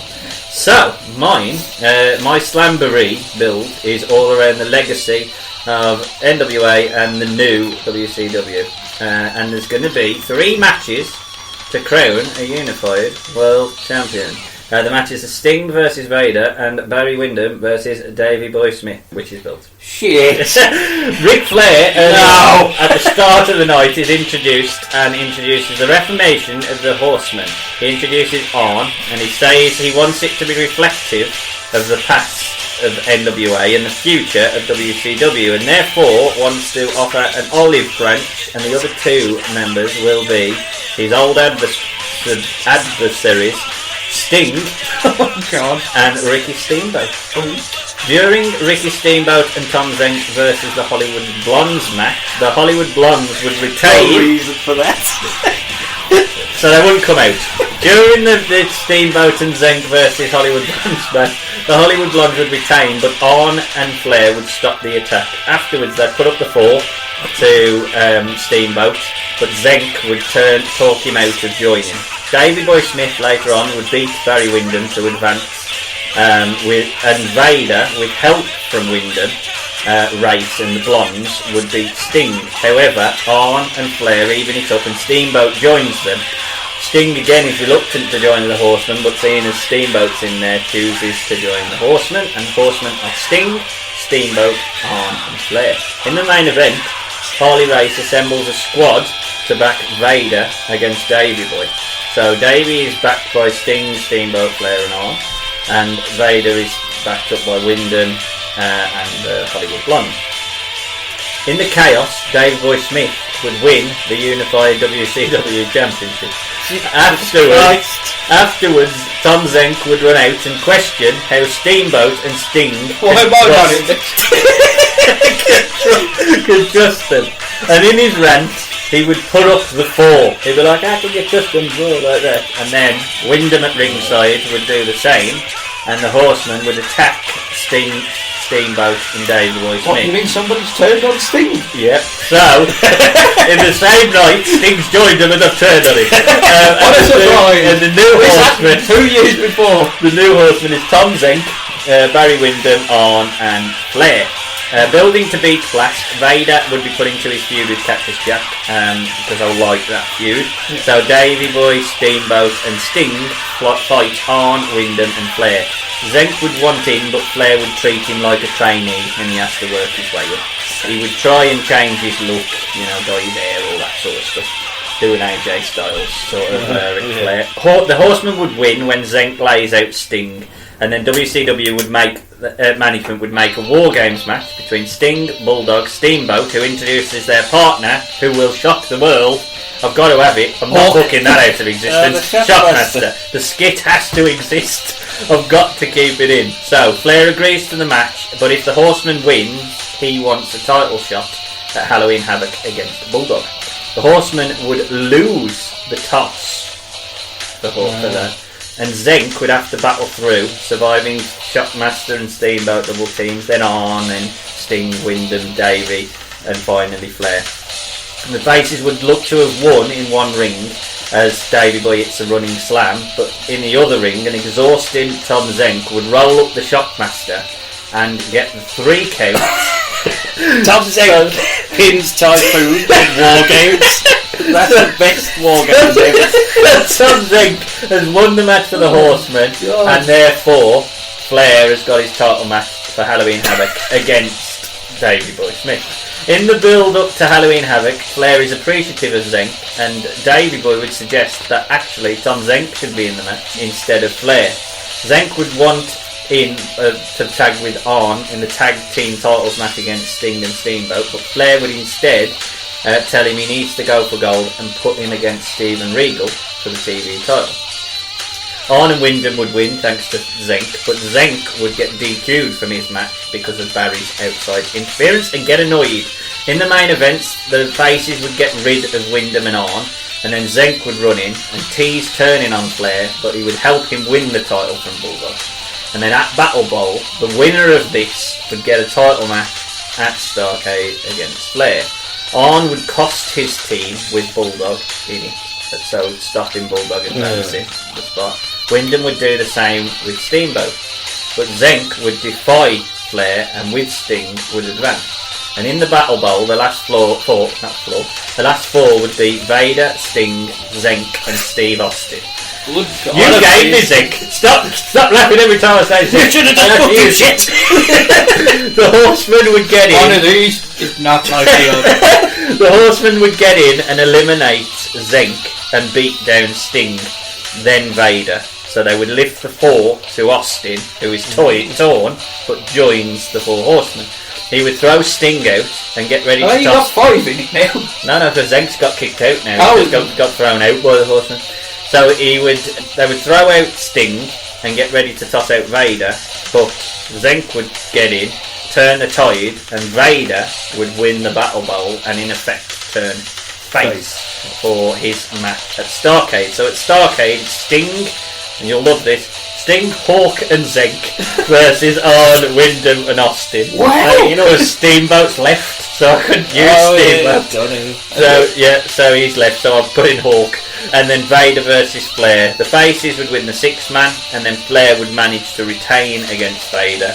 The Horsemen would continue with Austin in the spot, but Zenk would be reduced back into a more higher mid-card sort of. Yeah, I can't have him going up against Flair. But at the very least, he's won War Games, he's beat Sting in a match and all that sort of stuff. So that's just because you don't like Sting. Well, I don't mind burying Sting to put over Zenk. So so that would be my ranking of Tom Zenk in the Paul Roma spot. But Jack, what special attraction did you have? Well, you'll find out. Well, I know. I gave it. I know, yeah. You'll find out as I tell you. Right, so, Slamboree. It's a pay-per-view. And we've got some matches. One of the matches is Barry Windham versus Sting for the NWA World Heavyweight Championship. Yeah. Barry would retain because of Arn interference. Okay. Arn and then later in the night, Ric Flair would defeat Vader for the World Heavyweight Championship. Yep. Not the NWA one, the WCW one. Thanks to Arn and Barry. Well, Wyndham then. That's his name. Arn and Wyndham. So there you go, that's Slamboree. Okay. Someone else happened, but I will review that later. Okay. So on the Saturday night after, Flair, Arn and Wyndham promo, not Barry, promo saying they're riding high once again as they did back in the day. And by the end of the night, a certain group will be reformed and the 4th member will be revealed. And they will have all the gold for the world, the NWA. Oh, no, you've got a belt. So this is due to Arn having a match in the main event. It's Dustin Rhodes versus Arn for the United States title. Was that a thing? I didn't realise the US title was around at this point. Yeah, Dustin was US. Dustin would win. Yeah. Because Horsemen like fuck off. And start getting beat down after the match. And out to save Dustin Rhodes is... Here comes Johnny B.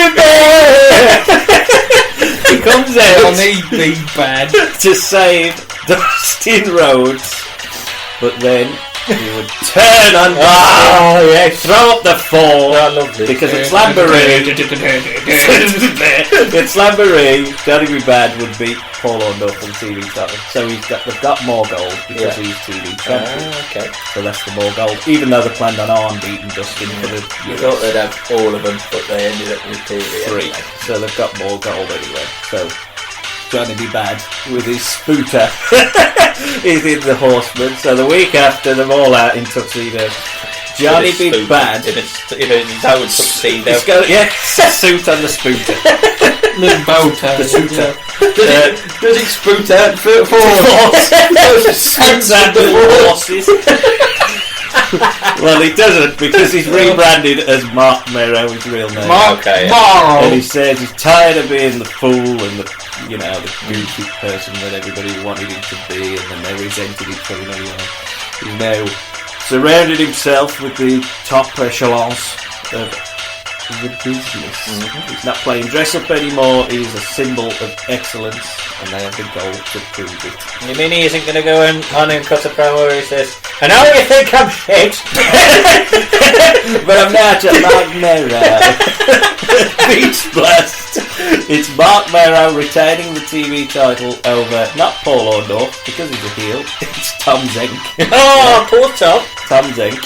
Arn wins the US from Dustin Rhodes.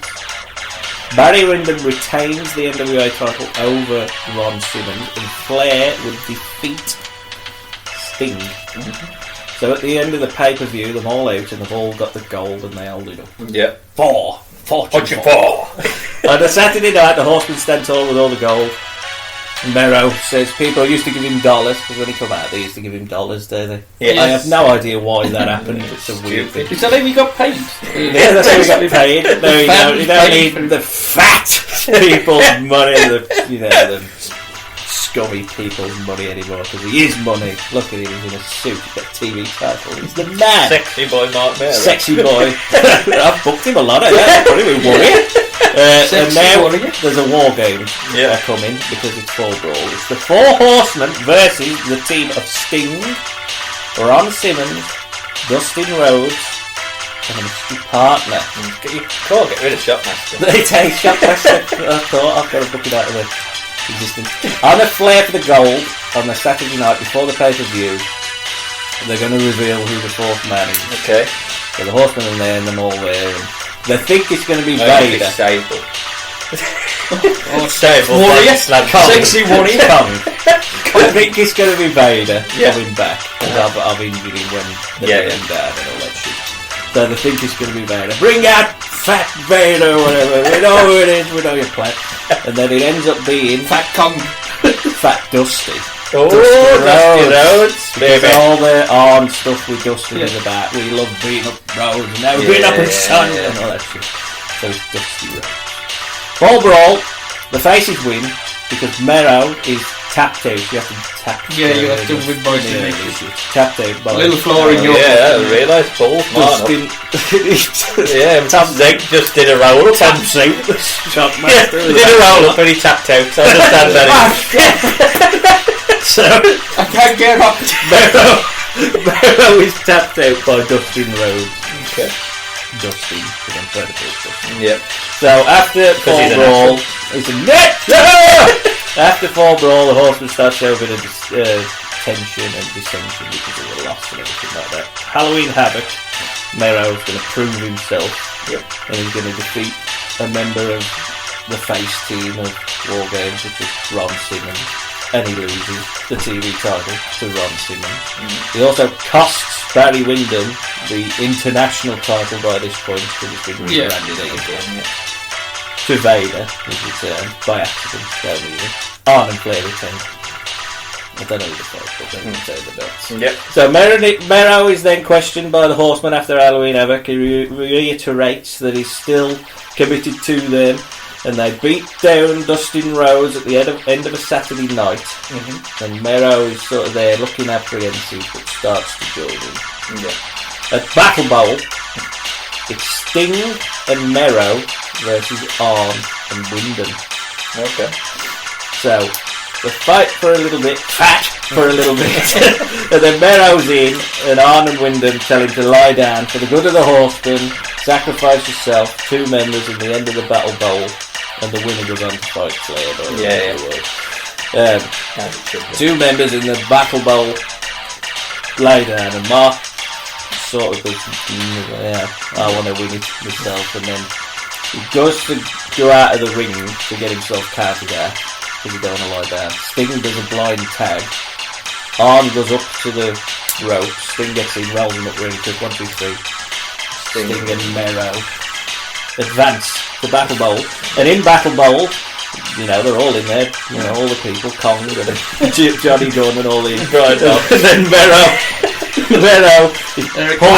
is pulled.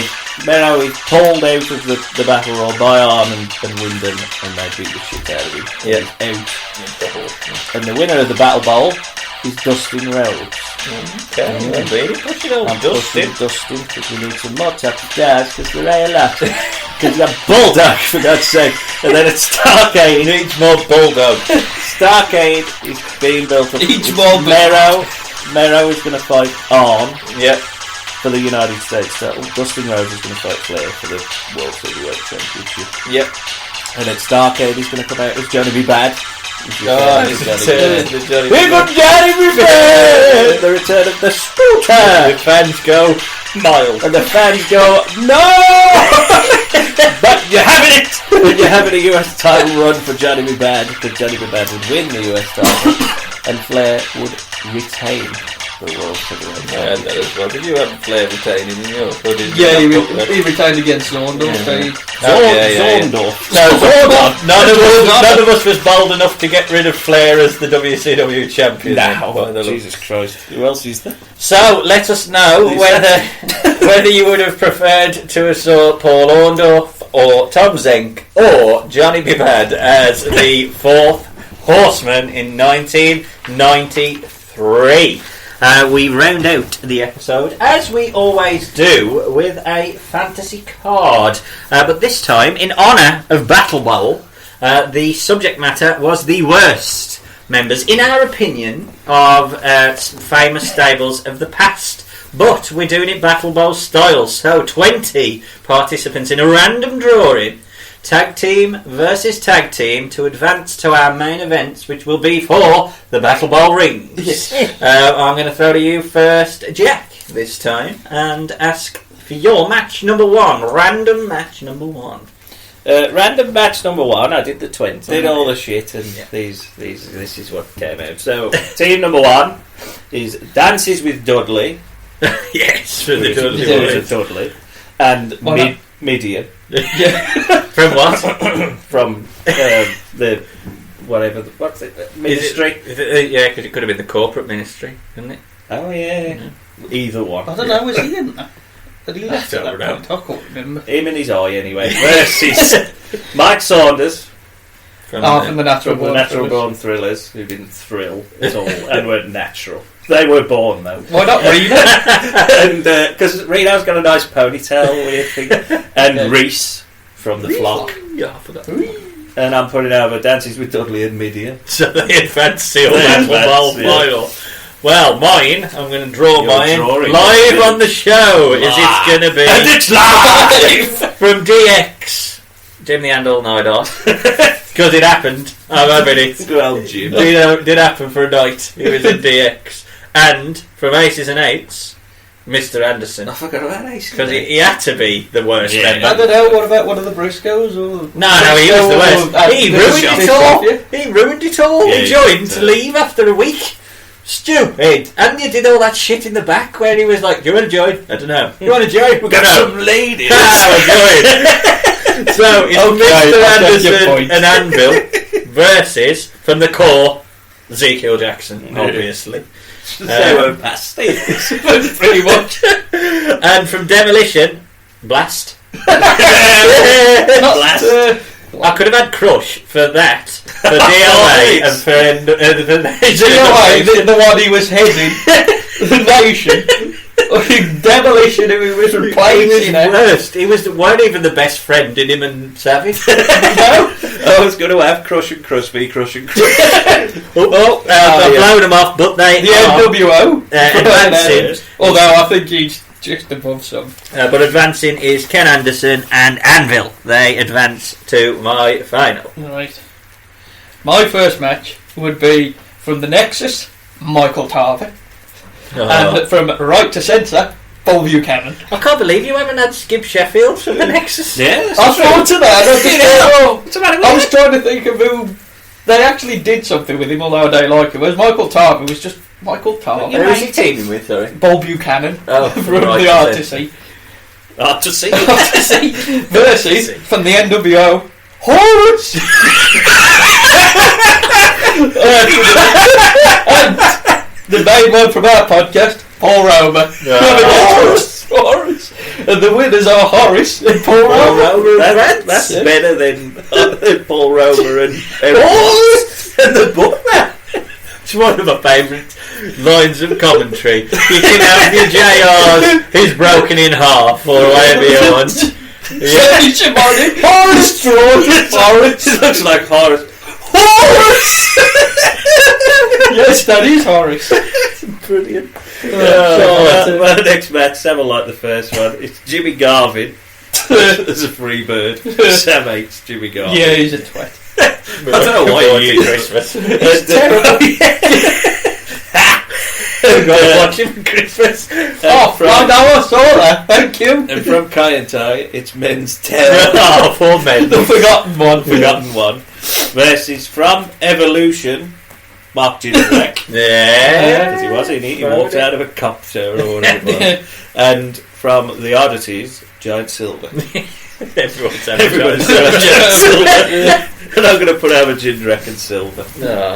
Well, mine, the NWO, Dusty Rhodes, and I've picked it not because he's the but that's the Dusty. Most stupidest thing I've ever heard. Dusty Rhodes joining the NWO. Him and Scott all together. Just stupid. Sting. He's the perennial face. Sting teaming with from Dudes with Attitude, lesser known WCW 1991, El Gigante. And that was him, Rick Steiner, Sting, Jump Dog and Paul Orndorff. Yeah. What the fuck is that? That happened. It's, you know, the Great American Bash where Sting beats Flair for the belt. Outside. That's a group. I thought it was just random people. No, it's a group. Dude with Attitude. They put all them together. Well, Scott Steiner did it too. Did Gigante ever team with JYD in a match? Probably on a match. Can we do it? And then they're going up against from the DOA, Crush. Crush has got a weapon. I've got to pull Crush, definitely. And from the Oddities, Giant Silver. Yeah. So I've got Il Gigante and Giant Silver. Match. Good lord. I'm going to go with Dusty Rhodes because Dusty probably would have booked Yeah, but he's fat. Yeah, but he would have worked. He would have booked it for a boot. So it's El Gigante's the worker. Yeah, he's working with Crush. He's the favourite at the moment. Yes. So El Gigante and Dusty Rhodes advance. So my next one, this might be slightly controversial, from DX, Road Dogg. Because look at the ones who got pushed after a single. What did Road Dogg do? Everyone who hates X-Pac will definitely like that. Everyone hates X-Pac. Yeah. Oh, that was my next one. And from the Social Outcasts, Adam Rose. He was the last one I come up with. Versus from the Wolfpack, Conan, because I don't like him. And from the Bullet Club, the Bone Soldier. Yeah, it's the Bone Soldier. Exactly. And with his awful gear. Yeah, he looks and terrible. That stupid Halloween mask. Well, and have a guess who's going through? Road Dogg and Adam Rose. And Adam Rose, what a team. That's strange. Right. And to be the next team. Right, next match is from the Wolfpack. Horus! From the Wolfpack, Disco Inferno. I did think of him, but I just don't like Conan. And from the Dungeon of Doom, it's the the Alliance to it's the ultimate solution. Yeah. Not Zeus. Not Zeus. Zeus is slightly better. Zeus is better than he's got some experience. He's the only one who looked more roidy than Herc. Oh God, he's so Jesus Christ, what's the matter? No one who died a year after of heart failure. And they measured his arms, don't they, before they buried him? Biggest arms, or he apparently. He was Bane, wore he, in the Batman? Yeah, he was Bane. Yeah, he just looked ill, didn't he? In the ship Batman. Versus from the $1 Million Corporation, Nikolai Volkov. Did old awful Nikolai. Big Pants Nikolai. Big Pants Nikolai. And from Nappy Nikolai. Oh no, that's a nappy. And from the Nation of Domination, Crush. Clarence Mace. Yeah. The manager. Yeah, because I wrote one down, then I call out because I've got him down twice. You can have Crush twice. Well, I'll have Crush, and I'm going to lose anyway. I've got Crush 3 times in mine. Well, it'll be Crush then. Crush. And they'll lose anyway because Disco and Ultimate Solution. I was going to, for hilarity, I realised the person who I had is in DX, not the Nation, which is Jason Sensation. Oh yeah. Never. I've got a worse one for DX anyway. Well, no, he played someone who was in the Nation. No, that's what confused me. I was going to have Crush as the worst person in the Alliance, just for hilarity. 20 crushes. So my next match is from the Nexus, John Cena. That is the worst member of the Nexus. Yeah. And teaming with from the Wolfpack, Sting, because that's the worst.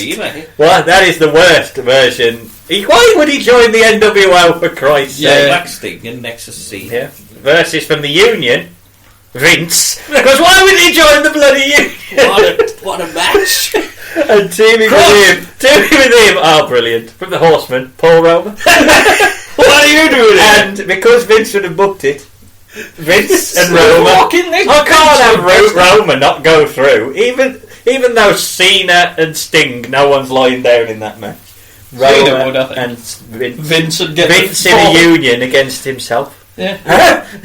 You're an idiot. Right, my next one from the Alliance, Hugh Morris. It's got to be Crush. But anyway, and from the Heart Foundation, Anvil. Okay, yeah. Versus from the Union, the Corporation, Test. And from the New Breed, Matt Striker. Oh yeah, I knew you would pick him. And going through, Hugh Morris and Anvil. What a team! And the crowd goes mild. My next match is a tag match. If you Is it really? Yeah, it's from DOA. It's Chains. Nah, yes, main event Brian Lee. Shit. And from the NWO, not Skull. No, from the NWO, Vincent. That's Crush. Vincent. I know we became There's another Sting gate. Versus Leave Crush alone. From the Nexus, Michael Tarver. And from the Truth Commission, Sniper. No one knows who he is. Yeah, he's. Was that Paul or was Rick? What about that one in the mask? Well, there's Tank. That was the assassin. There's one called Tank. Tank Mantar in a mask. Oh, there's Tank. There you go. Tank. Tank and Tarver. I'm going through. What a team, Tank and Tarver. I can't give Brian Lee another main event. So my next match is from the Corporation. Yeah. SummerSlam, and he had that one that we watched. From the Corporation is Test, and from the Bullet Club is the Bone Soldier, and they are going up against from Immortal Jeff Hardy. Because why the fuck would you turn Jeff Hardy heel just to get a pop in the ratings? Drugs. And then from the Dungeon of Doom, the Yeti, and I'm putting through the Yeti and drugged up Jeff Hardy. Well, my next match is from the Core, Ezekiel Jackson, and from the Ministry, Midian. Versus from the Freebirds, Jimmy Garvin, and from the LWO, El Dandy. Who are you to don't El Dandy? Well, he don't win. It's Ezekiel Midian who goes to him just because it's Jimmy Garvin. Whoever he was with, he was losing. For El Dandy. My next match, tag match, it's from DX, Hornswoggle. Oh, shoot. Versus from the Four Horsemen, Paul Roma. And Paul Roma, sorry. So Swoggle and Roma. Yeah. Versus from Team Canada, A1. Who's he? From TNA. I don't know. Big roidy man, because Johnny Devine had got injured. You won't. Probably won't accept this, but I'm having it anyway. I don't care. From the Legion of Doom, Rocco. You got Rocco versus Hornswoggle. Yeah, I know, when it come out. A midget be a puppet. What about a midget or a puppet? Well, that made me laugh when Paul Roma's taking the ball. In the same match, that made me laugh. Roma's the least interested in that match. I know. Roma's going over, that was Swoggle. I would rather put the puppet through and have him win the whole thing. I thought you were going to say like the spoiler or something like that. Oh no, I like the spoiler. So my final, unfortunately, it's not Rocco, it's Droz from the LOD. Not Heidenreich. And from the Alliance. Heidenreich's worse. From the Alliance, Kurt Angle. Because I didn't like. Well, he turned to turn, then turn. Didn't make any sense. He was just going on a roundabout, or versus from the LWO, El Dandy. Because who am I to doubt El Dandy? And from the Nation of Domination, Crush. Crush again. I'm going to put Crush through with El Dandy. He did twice. I don't know. I just want Crush to. You got Vince and Dusty Rhodes booking it. Vince and Dusty and two versions of Crush. And the Just had a bit of jeopardy. I even picking who wins. Oh yeah. So my last one is Mitch. Sorry, I got confused. And from the Oddities, Giant Silver. I did have Mitch. Versus from the Dangerous Alliance, Larry Zbyszko. No, Richard Morton was worse. No, he was the York Foundation. Yeah, he was the York Foundation. And from Immortal, Rob Terry. Poor Rob. And I put it over Zbyszko and Rob Terry. Yeah, well, there's a lot of meat in that team. So, Jack, it comes down to you now to pick your Battle Bowl winner in your main event. So, the Battle Bowl is Dances with Dudley, Midian, Jindrak, Giant Silver, Disco Inferno, Ultimate Solution, Tank, Michael Tarver, Hornswoggle, and Paul Roma. What a bowl! And the winner of the Battle Bowl will be... Oh, God. I bet Crush Hornswoggle. No. I'm going to put over Tank.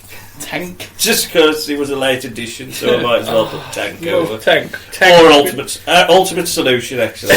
He had no chances he going over the top. He's never going to win another fantasy card. No, he ain't going to be anything else. I'm going to have it. So, mine, I am going to leave mine completely down to random and pull it out. So, my Battle Bowl is El Dandy with Yeti, Jeff Hardy from Immortal, El Gigante, Crush, Mr. Anderson, Dusty Rhodes, Vince, Anvil, and Paul Roma. I thought Crush got him twice. No, I must have kicked Crush out on the last one, which is annoying. Oh, was he fighting Dusty or something? Yeah, I think he probably was. There's no way Dusty was going to do that. And my winner Crush. of the Battle Bowl I hope it's Crush. well is El Dandy. He didn't doubt El Dandy. I just love the fact that so far, two winners of the Battle Bowl, Ultimate Solution and El Dandy. I think that's going to be a So it's on you. So my Battle Bowl is Horace, Road Dog, Adam Rose, Hugh Morris, Anvil, Ezekiel Jackson, Midian, Larry Zbyszko, and Rob Terry. Star quality of that, Sam. Do the right thing, It's Road Dog. No! Road Dog. Horace! He could be the Horace. No, pathetic. No fun. So, if you agree with us that Sam ruined that, for the Road Dog, or if there is any crazy stables from the past that we missed out, do let us know on our social media, which is facebook.com/BCCPod, or at Twitter at BCCPod, or check out our reviews themselves on our website, which is bettercallcreative.com. That is episode 28, done and in the bags. And now we go on to our festive period as we open up 12 days of Christmas, dropping the Daves and replacing them with days, and we'll be heading over to day one very, very soon, and we hope you'll join us there. But we will be back in the new year with Al Snow and some other goodies too. There will also be a special edition of the Wrestle Cup with the worst of Royal Rumbles past, but we will let you know the topic close to the time. But, as ever, I've been joined by my bizarro 4 horsemen. Not pestilence, but pest. It is Sam Chance saying goodbye. And it is not famine, but well-fed Jack Chance saying goodbye. And I am the only 32-year-old who looks like 53, spine-buster in them all. I am Pretty Boy Ben Chance, your host, saying goodbye, folks. Horse!